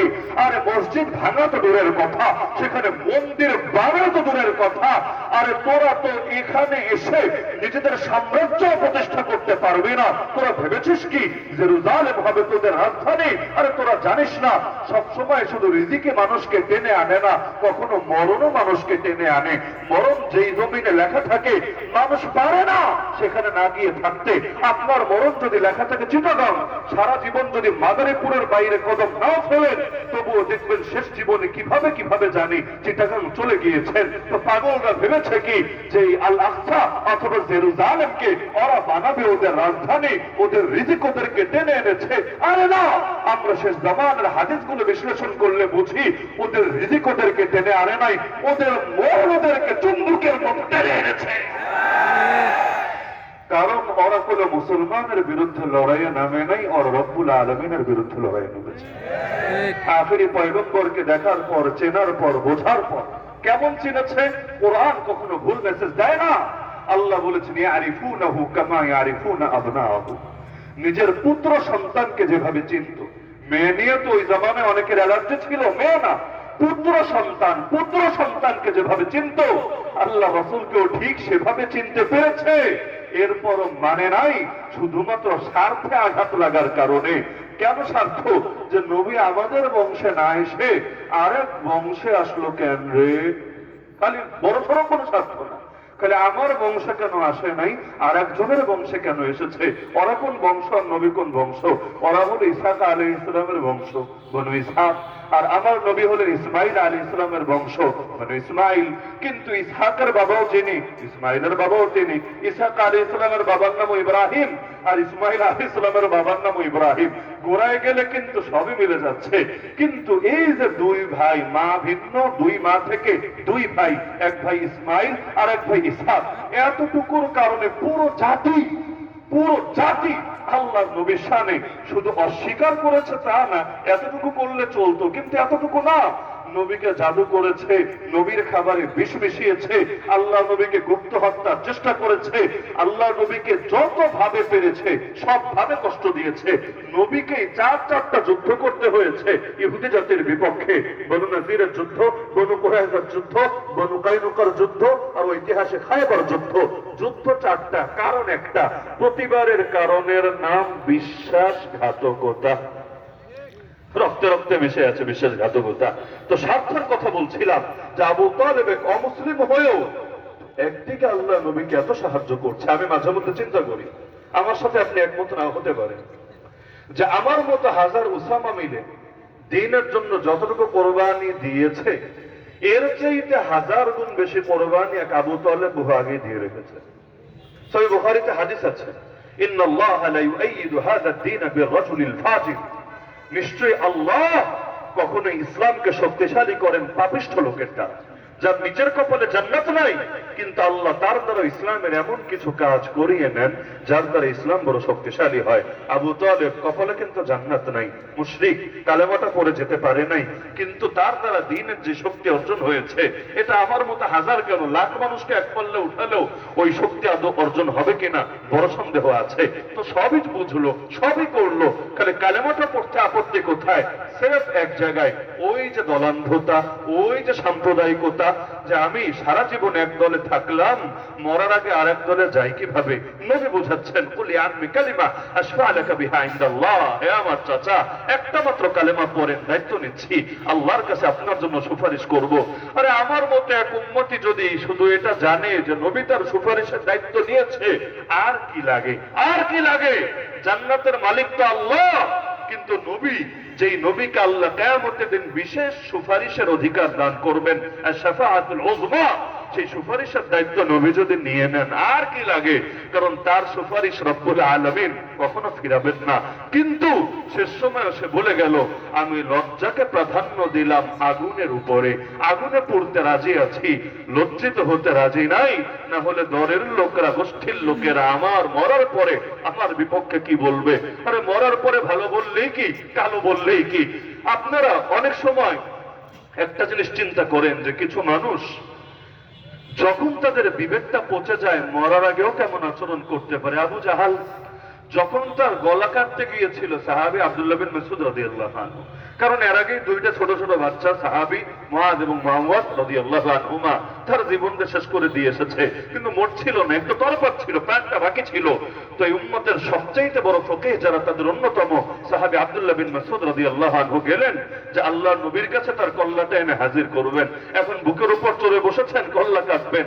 এই সময় আবু জাহাল বলে, ভাতিজা, কল্লা কাটবা তো কাটো, উপর দিয়ে না কেটে নিচ দিয়ে কাটলে হয় না?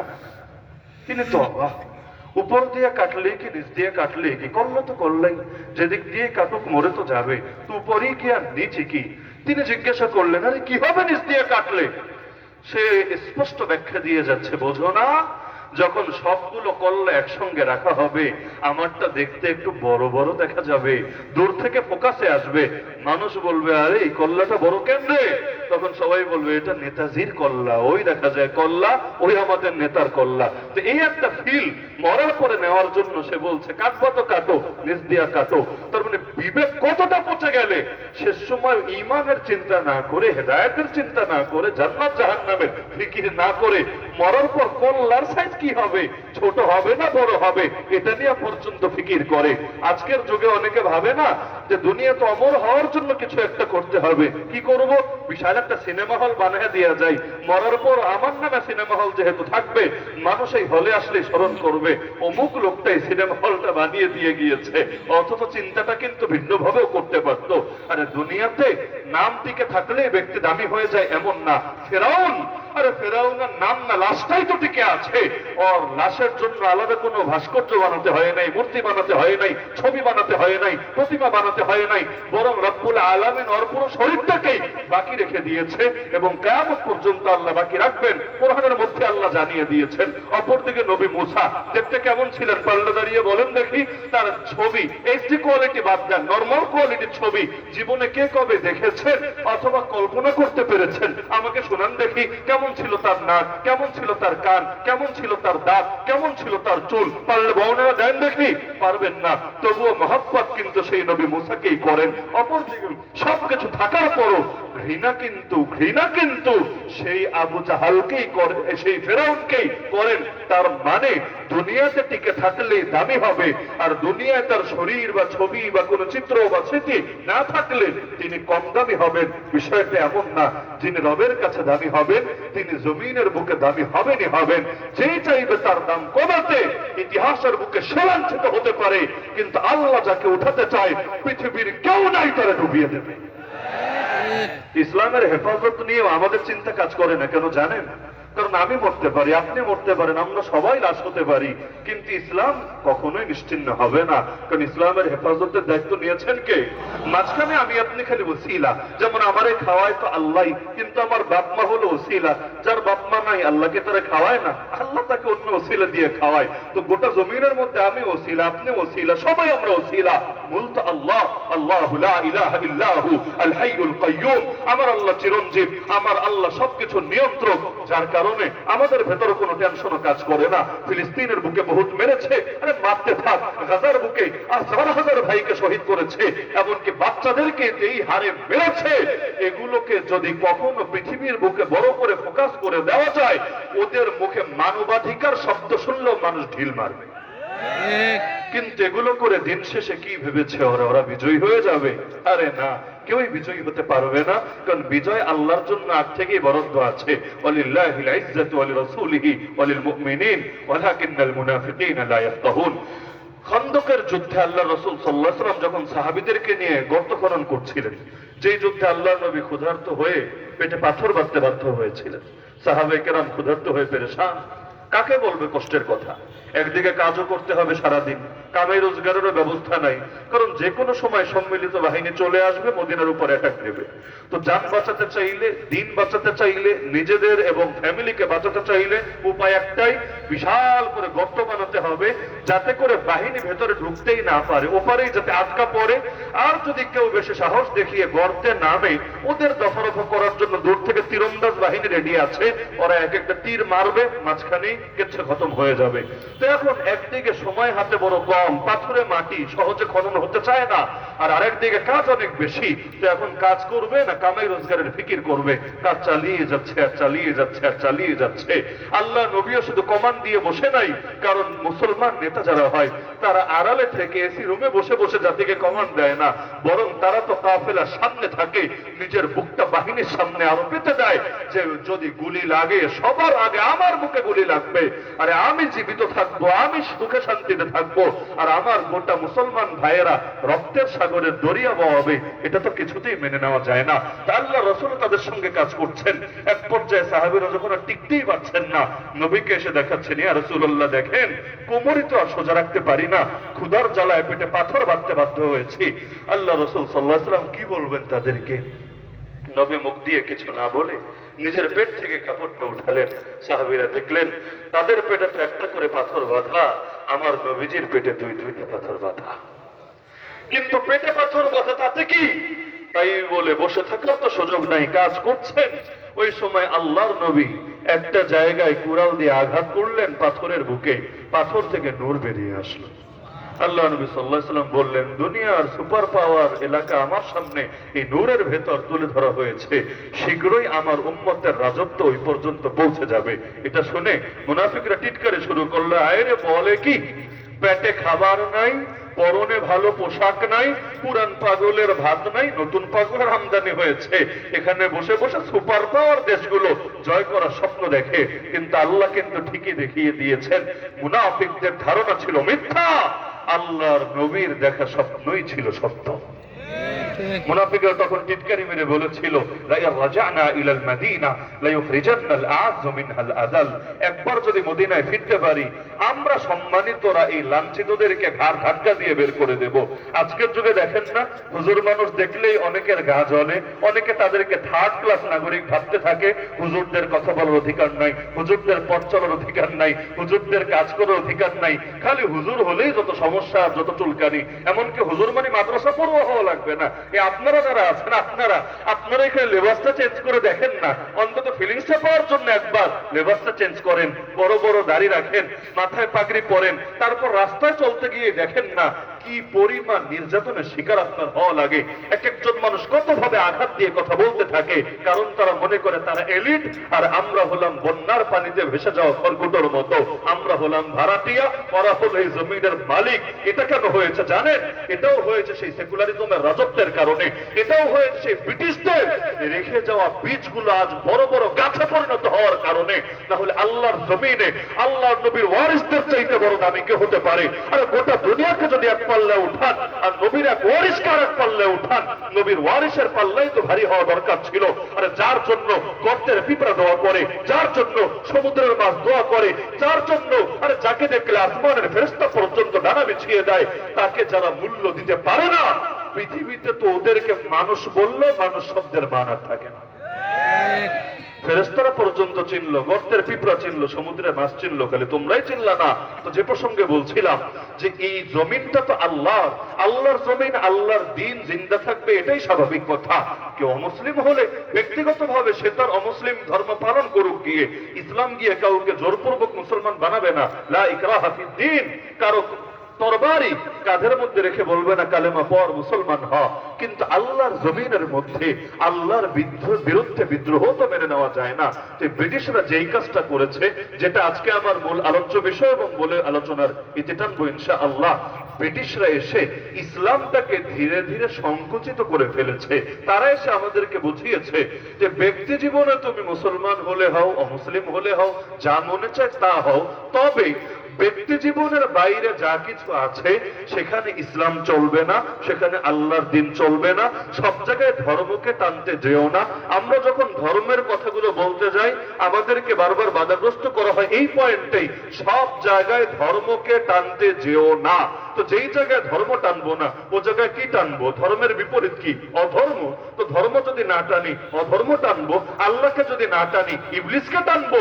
আরে যদি রবের বন্দেগীর পরিচয় না দেই, শয়তানের পূজা অর্চনার পরিচয় দেব? নাউযুবিল্লাহি মিন যালিক। তো তারা এসে ইসলামকে প্রথমে আলাদা করেছে 1 নম্বরে রাজনীতি থেকে।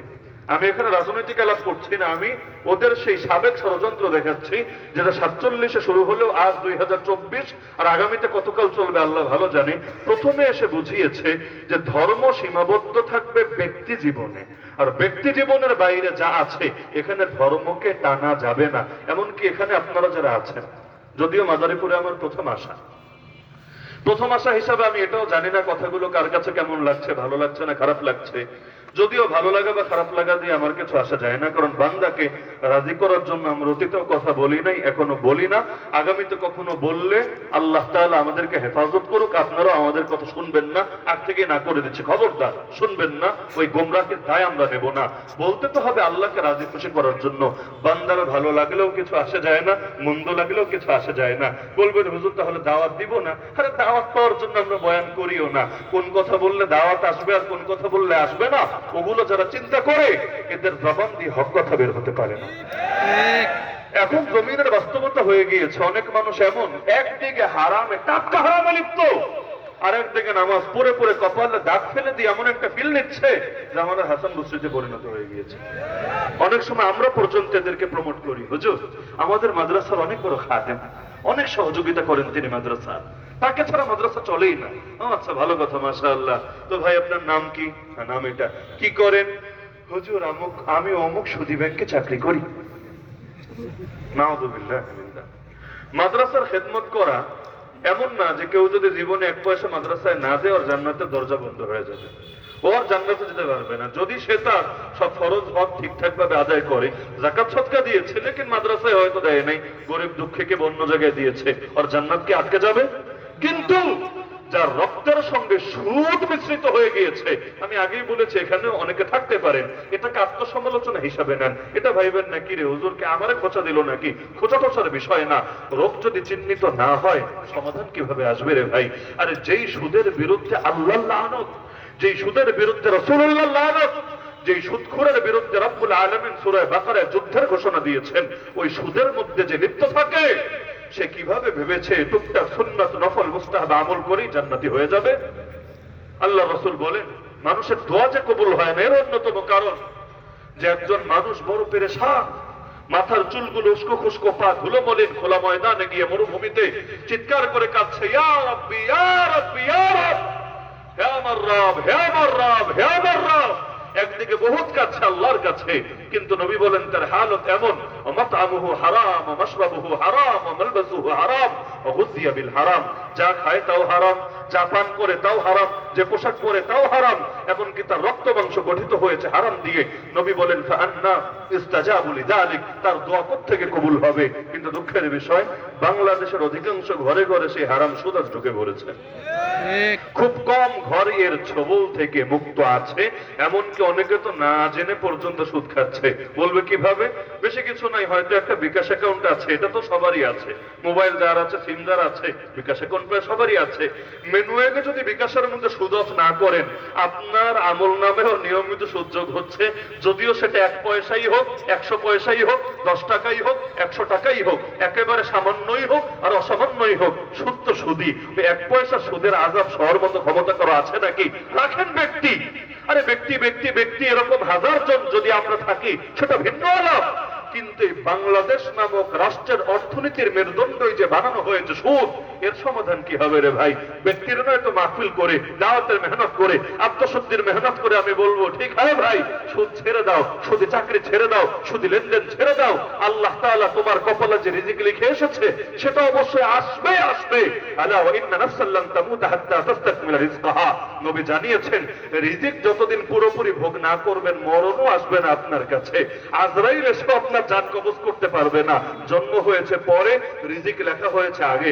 আমি মাদ্রাসায় পড়েছি, আপনি স্কুলে পড়েছেন, তাতে কি? আমার কপালে যে রিজিক লেখা সেটা আমি মাদ্রাসায় পড়ার কারণে আটকে থাকবে না, আর আপনার কপালে যা লেখা নাই আপনি যতই স্কুল কলেজে পড়েন নতুন করে সেটা আপনার কাছে আসবে না। তো রিজিক যদি নির্ধারিতই হয় হারামের পেছনে ছোটার কি দরকার? রিজিক যদি নির্ধারিত হয় দুনিয়ার গোলামে পরিণত হওয়ার কি দরকার? আর এই যে দুনিয়ার পেছনে ছোটে, দুনিয়া তাকে লাঞ্ছিত পরিণত করে ছাড়ে, আর যে আল্লাহ তাআলার দ্বীনের জন্য নিজেকে কোরবান করে দুনিয়া তার কদমের সামনে এসে লুটিয়ে পড়ে। আল্লাহ নবীর কাছে দুনিয়া আসে নাই, কম এসেছে। যেই পরিমাণ এসেছে আর যেই পরিমাণ আসার প্রস্তাব এসেছে সব যদি নবী রেখে দিতেন, আল্লাহর নবীর সম্পদ দুনিয়ার শ্রেষ্ঠ সম্পদে পরিণত হতো। ওসমান গনি, আর কি গনি মানে ধনী, ওসমান গনি সম্পদের চাইতো রাসূলুল্লাহ সাল্লাল্লাহু আলাইহি ওয়াসাল্লামের মোট সম্পত্তি বেশি হয়ে যেত। কিন্তু না, একদিকে এসেছে আর একদিকে বের করেছে।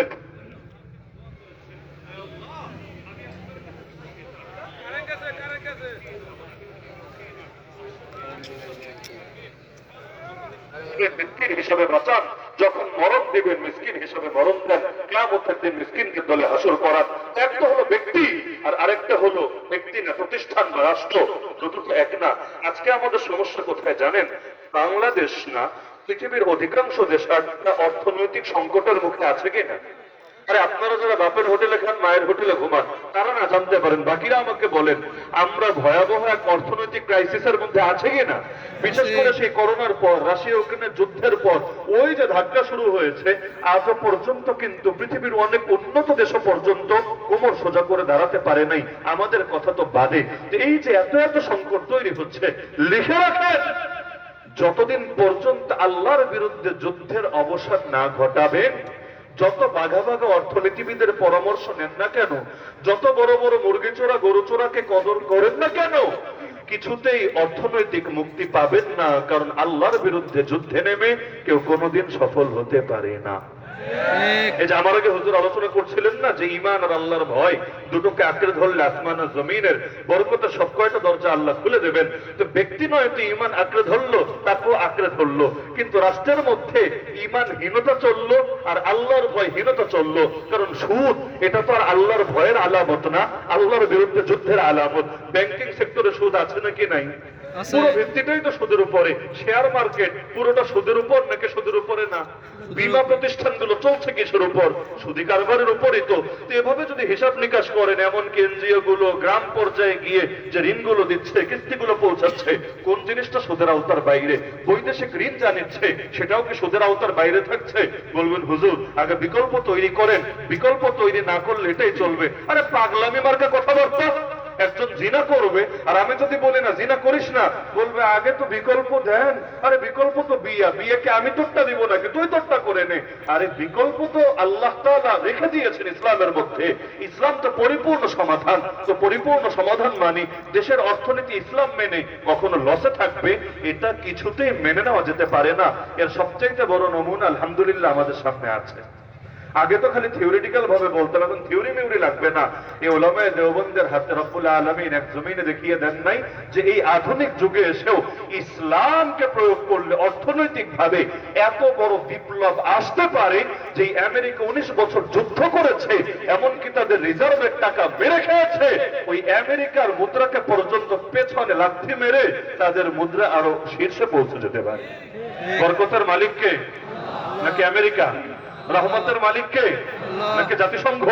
তো যদি মানেন বরকতের মালিক আল্লাহ, রহমতের মালিক আল্লাহ, নুসরতের মালিক আল্লাহ, তা আল্লাহকে সেটা ইমানদারদেরকে দিবেন না, সব সেই আল্লাহ দ্রোহী রাসূল দ্রোহীদেরকে দিবেন? আরে এটা ভাবলেন কিভাবে? তো যতদিন পর্যন্ত বাংলার জমিন থেকে সুদকে দূর করতে না পারবেন, আমি শতভাগ দায়িত্ববোধের সাথে বলছি, যতই জিকির করেন, যতই তেলাওয়াত করেন, যতই ব্যক্তিগত আমল করেন না কেন, জাতিগত ভাবে এই পাপের দায় কিছুতেই এড়াতে পারবেন না। ঠিক। কারণ রাষ্ট্রীয় ঋণ যেগুলো আমরা জন্ম হতে দেরি, আমাদের কাছে কিন্তু ঋণ অ্যাড হতে দেরি হয় না।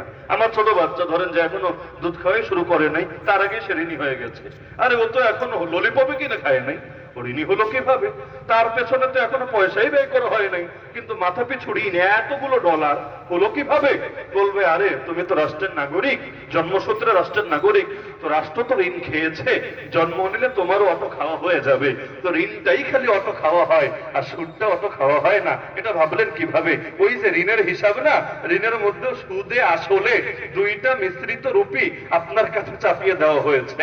তো গোটা জাতি মিলে পাপ করবে আর বাকিরা নাহি আনিল মুনকার, অসৎ কাজ থেকে নিষেধ করবে না, চুপচাপ বসে থাকবে, ভাববে এভাবে জান্নাতে চলে যাব। জিন্দেগিতেও না। হাদিস খুলে দেখেন, আল্লাহ নবী বলেন যখন মানুষ সৎ কাজের আদেশ আর অসৎ কাজের নিষেধ ছেড়ে দেবে, আল্লাহর কাছে হাউমাউ করে দোয়া করলে আল্লাহ দোয়া কবুল করবেন না। ইন্নান নাস ইযা রাআউ যালিম ফালাম ইয়াখুযু আলা ইয়াদাইহি ইউশিকু আন ইয়াউম্মাহুমুল্লাহু বিইকাব।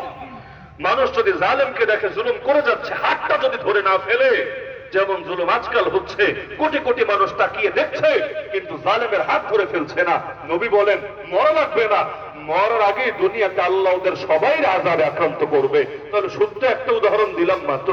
এই যে বাংলাদেশে নাস্তিক তৈরি হচ্ছে না, আগের চাইতে কম না বেশি? বেশি। আরে ভাই কম না বেশি? বেশি। এই নাস্তিকগুলো কোত্থেকে তৈরি হচ্ছে? কওমি মাদ্রাসা থেকে, আলিয়া মাদ্রাসা থেকে, তাবলীগ জামাত থেকে, পীর সাহেবদের খানকা থেকে, এমনকি মূর্খ সূর্খ মানুষদের থেকে? না রে ভাই, মূর্খ মানুষদের থেকে পাপী হতে পারে, ফাসেক হতে পারে, কিন্তু নাস্তিক হয়েছে এমন নজির কই আছে? পারলে আমাকে দেখান। এই নাস্তিকগুলো তৈরি হচ্ছে কোত্থেকে? জানেন না আপনারা কোত্থেকে? বড় বড় শিক্ষাঙ্গন থেকে। আমরা বড় বড় শিক্ষাঙ্গনের বিরোধী না, শিক্ষাঙ্গন আরো বেড়ে যাক, আমাদের সমস্যা নাই। আমরা রবীন্দ্রনাথ ঠাকুরের মতো বলবো না যে এই জাতির আবার এত শিক্ষা দীক্ষার দরকার কি। আমরা ওই জাতি না, আমরাও শিক্ষা, সব শিক্ষার পক্ষে। আমরা যে ফরজে কিফায়া বলি, শুধু কোরআন শিক্ষারই ফরজে কিফায়া বলি না রে ভাই।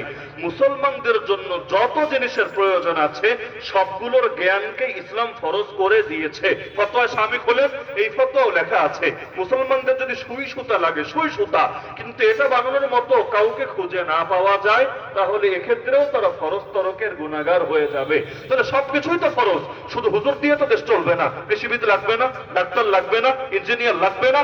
আমরা তো শিক্ষার বিরোধী না, তো শিক্ষার নামে যদি কাউকে নাস্তিক বানানো হয়, শিক্ষার নামে যদি শরীফকে শরীফা বানিয়ে ছেড়ে দেওয়া হয়, শিক্ষার নামে যদি রংধনুর এক চেতনা তাদের ভেতরে ঢুকিয়ে দেওয়া হয়, শিক্ষার নামে যদি তাদেরকে ব্রিটিশ আর পশ্চিমা বিশ্বের দালালে পরিণত করা হয়, শিক্ষার নামে যদি তাদেরকে ফেমিনিস্ট লিবারেল বানানো হয়, শিক্ষার নামে যদি তাদেরকে আলেম ওলামার দুশমনে পরিণত করা হয়, সেই শিক্ষার বিরুদ্ধে যুদ্ধ করা আমাদের দায়িত্ব হয়ে যায়। আল্লাহু আকবার। হুঁশিয়ার সাবধান, হুঁশিয়ার সাবধান, হুঁশিয়ার সাবধান, হুঁশিয়ার সাবধান। আজকাল কোরআনের কথাগুলো পর্যন্ত যে মানুষ নিতে পারে না, এর বড় কারণ হলো শিক্ষা। আপনি কোরআনের কথাগুলো তুলে ধরেন, নিতে পারবেন। অনেকের ধারণা কোরআনে শুধু 2-4 আয়াতই আছে। একটা আয়াতের নাম লাকুম দীনুকুম ওয়ালিয়া দ্বীন, জানেন তো আপনারা, ধর্ম যার যার উৎসব সভা। লাকুম দীনুকুম ওয়ালিয়া দ্বীন, ব্যক্তি জীবনে ধর্ম থাকবে, রাষ্ট্র চলবে রাষ্ট্রের গতিতে। এই যে ডায়লগ গুলো, কোরআনে যদি খালি একটা আয়াতই থাকতো ব্যাপার তো ছিল না, কিন্তু কোরআনে তো শুধু একটা আয়াত না, আরো বহু আয়াত আছে। কোরআন মানতে চাইলে তো পুরোটা সামনে রেখেই মানা লাগবে। আর লাকুম দীনুকুম ওয়ালিয়া দ্বীন মানে কি এটা ইসলাম রে চিপায় ফালায়া কুফুর নিয়া বাকি জীবন চলতে হবে? বরং লাকুম দীনুকুম ওয়ালিয়া দ্বীন মানে তো এটা, যত বড় জুলুমের শিকার হই না কেন আমরা আমাদের দিনকে কুফুরের সঙ্গে মিশিয়ে জগা খিচুড়ি পাকাবো না, আমরা আমাদের দিনকে রক্ষা করব। এমনকি যত ধরনের বাতিলের মিশ্রণ ঘটতে পারে সেগুলোর হাত থেকে দিনকে হেফাজত করব। তো ব্রিটিশ এসে এমন একটা কাজ করেছে, সব জায়গা থেকে ইসলামকে চেপায় ফেলতে ফেলতে, রাজনীতিতে ইসলাম নাই, অর্থনীতিতে ইসলাম নাই, বিচার আচারে ইসলাম নাই, আইন কানুনে ইসলাম নাই, সভ্যতা সংস্কৃতিতে ইসলাম নাই। দেখেন না, আমরা যদি বলি এই বিধানটা ইসলাম সম্মত না, কি জবাব দেয় হুজুর? এগুলো বাঙালির 1000 বছরের সংস্কৃতি।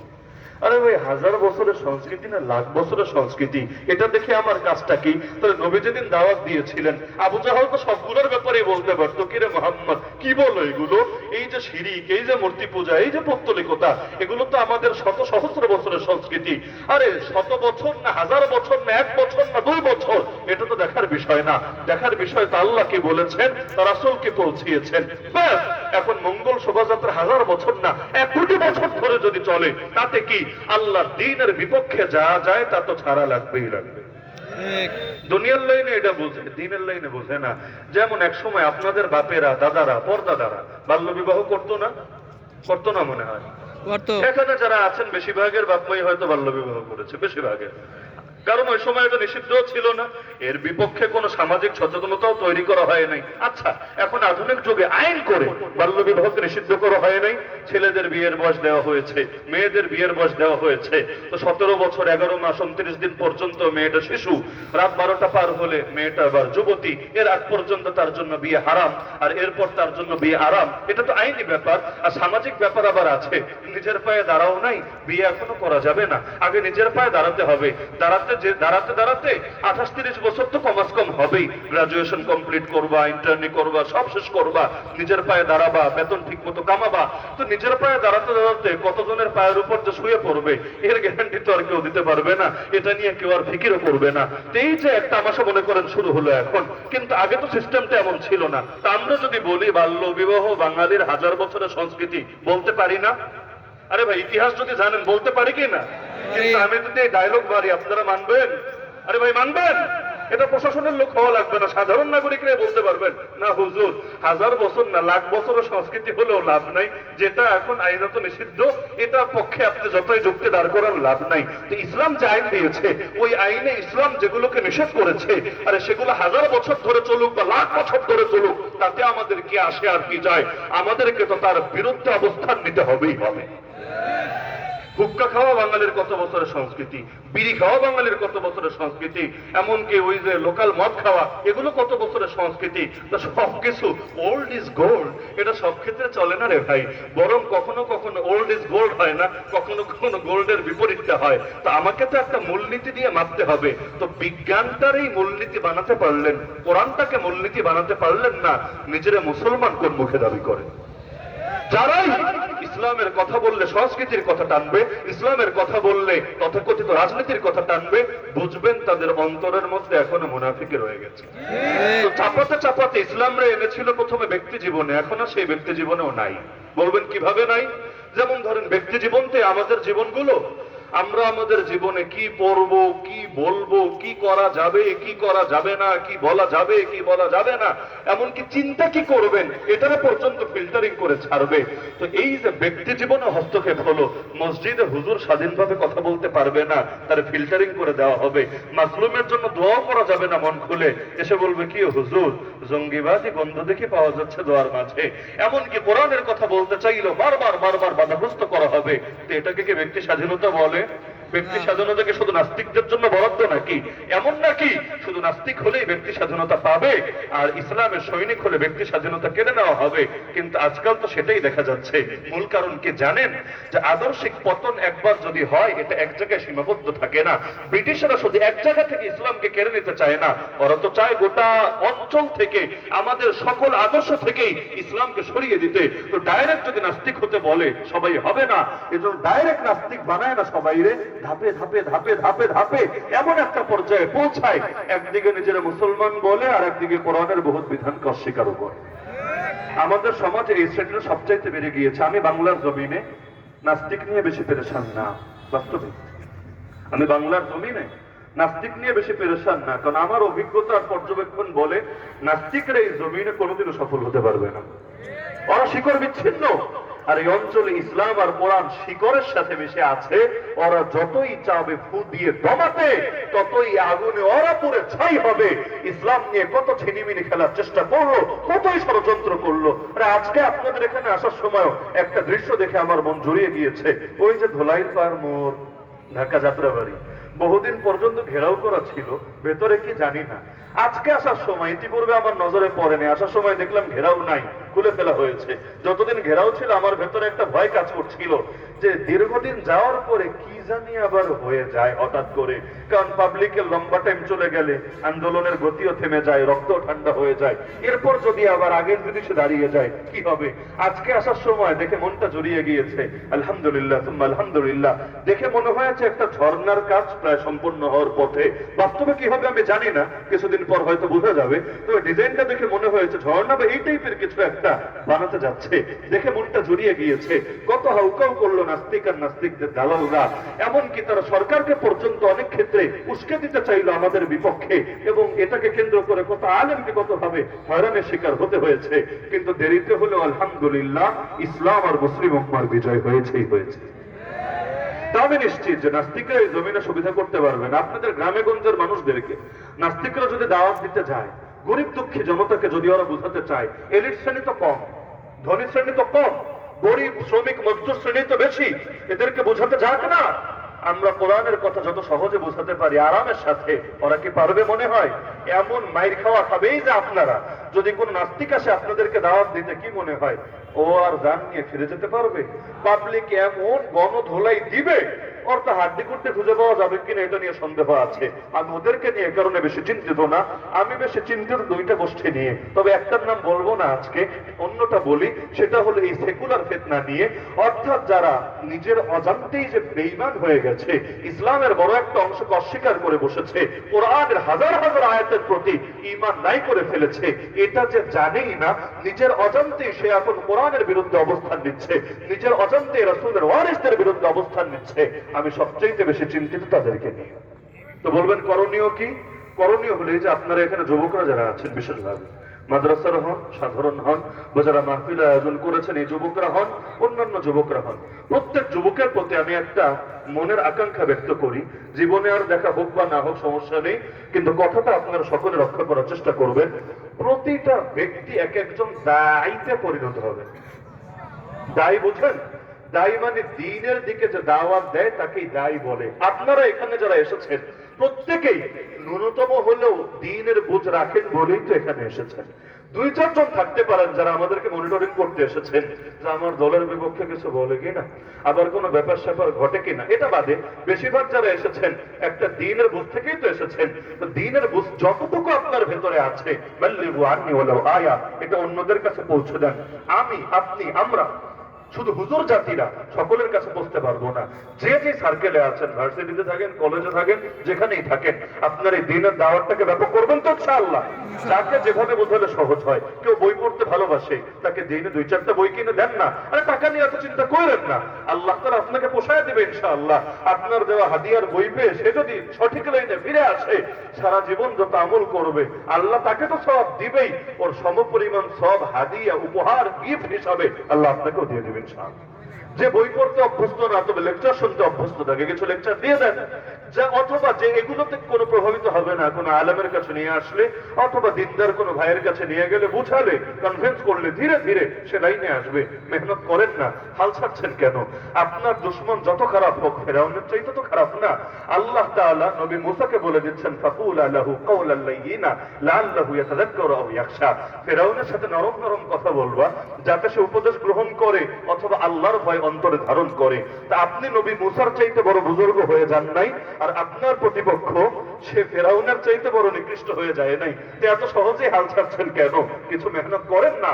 আরে আমি যুবকদেরকে মাহফিলের আগেও রুমে বলে এসেছি, আরে শোনো, যে ওমর বের হয়েছিল নবীর কল্লা কাটবে বলে, আল্লাহ যখন ওই ওমরের মোড়টা খালি ঘুরিয়ে দিয়েছেন নবীজির দোয়ার বরকতে, এমন হওয়া হয়েছেন যে আল্লাহর নবী নিজে বলছেন, লাউ কানা বাদি নবিয়্যুন লাকানা উমর, আমার পরে যদি কেউ নবী হতো সেই নবী হতো ওমর। যে নবীর কল্লা কাটতে বের হয়, যে সাহস আবু জাহল তখনও করে নাই, কিন্তু ওই নিকৃষ্ট কাজ যে করে, আল্লাহ যখন দিক ঘুরিয়ে দেন সে এমন ভাবে জ্বলে ওঠে। তা আপনি তো জানেন না যার পেছনে মেহনত করছেন সে আগামী দিনের ওমর হয়ে যায় কিনা। যদি হয়, এই উম্মার বড় উপকার হবে ইনশাআল্লাহ। খালিদ বিন ওয়ালিদের নাম শুনেছেন আপনারা? যদি জিজ্ঞাসা করেন ইসলামের ইতিহাসে সবচাইতে বড় সেনাপতি কে, সবাই বলবেন খালিদ বিন ওয়ালিদ। কিন্তু এই খালিদ সেই খালিদ যার কারণে উহুদ যুদ্ধে মুসলমানরা পরাজিত হয়েছে, যার কৌশলের কারণে মুসলমানরা নিশ্চিত বিজয়ী হওয়ার পরও আবার এমন ভাবে রক্ত ঝরিয়াতে হয়েছে, 70 জন এক ময়দানে শহীদ হয়েছে, আল্লাহ নবীর দাঁত পর্যন্ত শহীদ হয়েছে, আল্লাহ নবীর আপন চাচা হামজার বুক চিরে কলিজা বের করে সেটা পর্যন্ত হিন্দা চিবিয়ে খেয়ে ফেলেছে। তাহলে যে খালিদ বিন ওয়ালিদের কৌশলের কারণে এত বড় ট্র্যাজেডি ঘটে গেল, মুতার যুদ্ধের ইতিহাস পড়ে দেখেন, আল্লাহ সেই খালিদের দ্বারাই গোটা সিস্টেমটা, গোটা যুদ্ধটা, রেজাল্টটাকে আল্লাহ ঘুরিয়ে দিল। আল্লাহ নবী বলেন, ফাতুতিহা লাহু, তার দ্বারা আল্লাহ বিজয়ের পথ সুগম করে দিলেন তিন জনের শাহাদাতের পরে। সুতরাং প্রত্যেকে দাওয়াতের মেহনত করবেন তো ইনশাআল্লাহ। তবে দাওয়াতের মেহনত করতে গিয়ে আবার পাপ করেন না, ওইটার দায় আমরা নেব না। যে হুজুর দাওয়াতের গুরুত্ব যেহেতু বুঝিয়েছেন, তাহলে একটু মেসেঞ্জারে, হোয়াটসঅ্যাপে আমার সাবেক সম্পর্ক যাদের সাথে আছে, হারাম রিলেশন, তাদেরকেও তো একটু বোঝানো দরকার, না হলে তারা আগুনে পড়ে ছাই হলে এটার দায় কে নেবে? না রে ভাই, নিয়ত ভালো হলেই হবে না, তরিকাও ভালো হওয়া লাগবে। না হলে ছেলেরা মাদ্রাসায় পড়াবেন এই নিয়তে, পরকিয়া করা বা জিনা করাকে জায়েজ হবে নাকি আপনার জন্য? যে আমি পোলা যেমনই হোক আমি তো মাদ্রাসায় দেবো, তো সুতরাং কাজ একরকম করলেই হলো, নিয়ত তো ঠিক আছে না, নিয়ত ঠিক থাকলেই খালি চলবে না, তরিকাও ঠিক লাগবে। কাপড় ধুইতে হবে, কিন্তু পেশাব দিয়ে সারাদিন ধুইলেও পাক হবে না, পবিত্র পানি দিয়ে ধৌত করতে হবে। আমি প্রত্যেকের প্রতি অনুরোধ রাখি, প্রত্যেকে দায়ী হবেন ইনশাআল্লাহ। আল্লাহ নবী দায়ী ছিলেন কিনা? চারো খলিফা দায়ী ছিলেন কিনা? জান্নাতে সুসংবাদ প্রাপ্ত আশারায়ে মুবাশশারা 10 জন সাহাবী দায়ী ছিলেন কিনা? তো তারা যদি দায়ী হতে পারেন, তাদের পথে আমাদের পথ, তাদের আদর্শে আমাদের আদর্শ। আমাদের বড় টিভি চ্যানেল নাই, আমাদের বড় বড় দৈনিক পত্রিকা নাই, আমাদের আন্তর্জাতিক পর্যায়ের মিডিয়া নাই, কিন্তু আমরা প্রত্যেকে এক একটা মিডিয়া হয়ে যাবো ইনশাআল্লাহ। ওরা ওদের হলুদ মিডিয়া দিয়ে কত প্রপাগান্ডা চালাবে, ইনশাআল্লাহ আমরা প্রত্যেকে মিলে মেহনত করলে এই জমিন থেকে সকল ফিতনা দূর হবেই হবে ইনশাআল্লাহ। আল্লাহ তাআলা আমাদের সবাইকে তৌফিক দান করুন। আল্লাহ তাআলা শাহজালালের জমিন থেকে নব্য গৌর গোবিন্দদেরকে অপসারিত করে দ্বীনের বাতি জ্বালানোর তৌফিক দান করুন। আল্লাহ তাআলা আগামী তারও বৃহৎ পরিসরে মাহফিলের আয়োজন সম্পন্ন করার তৌফিক দান করুন। সবাই দুরূদ শরীফ পাঠ করি।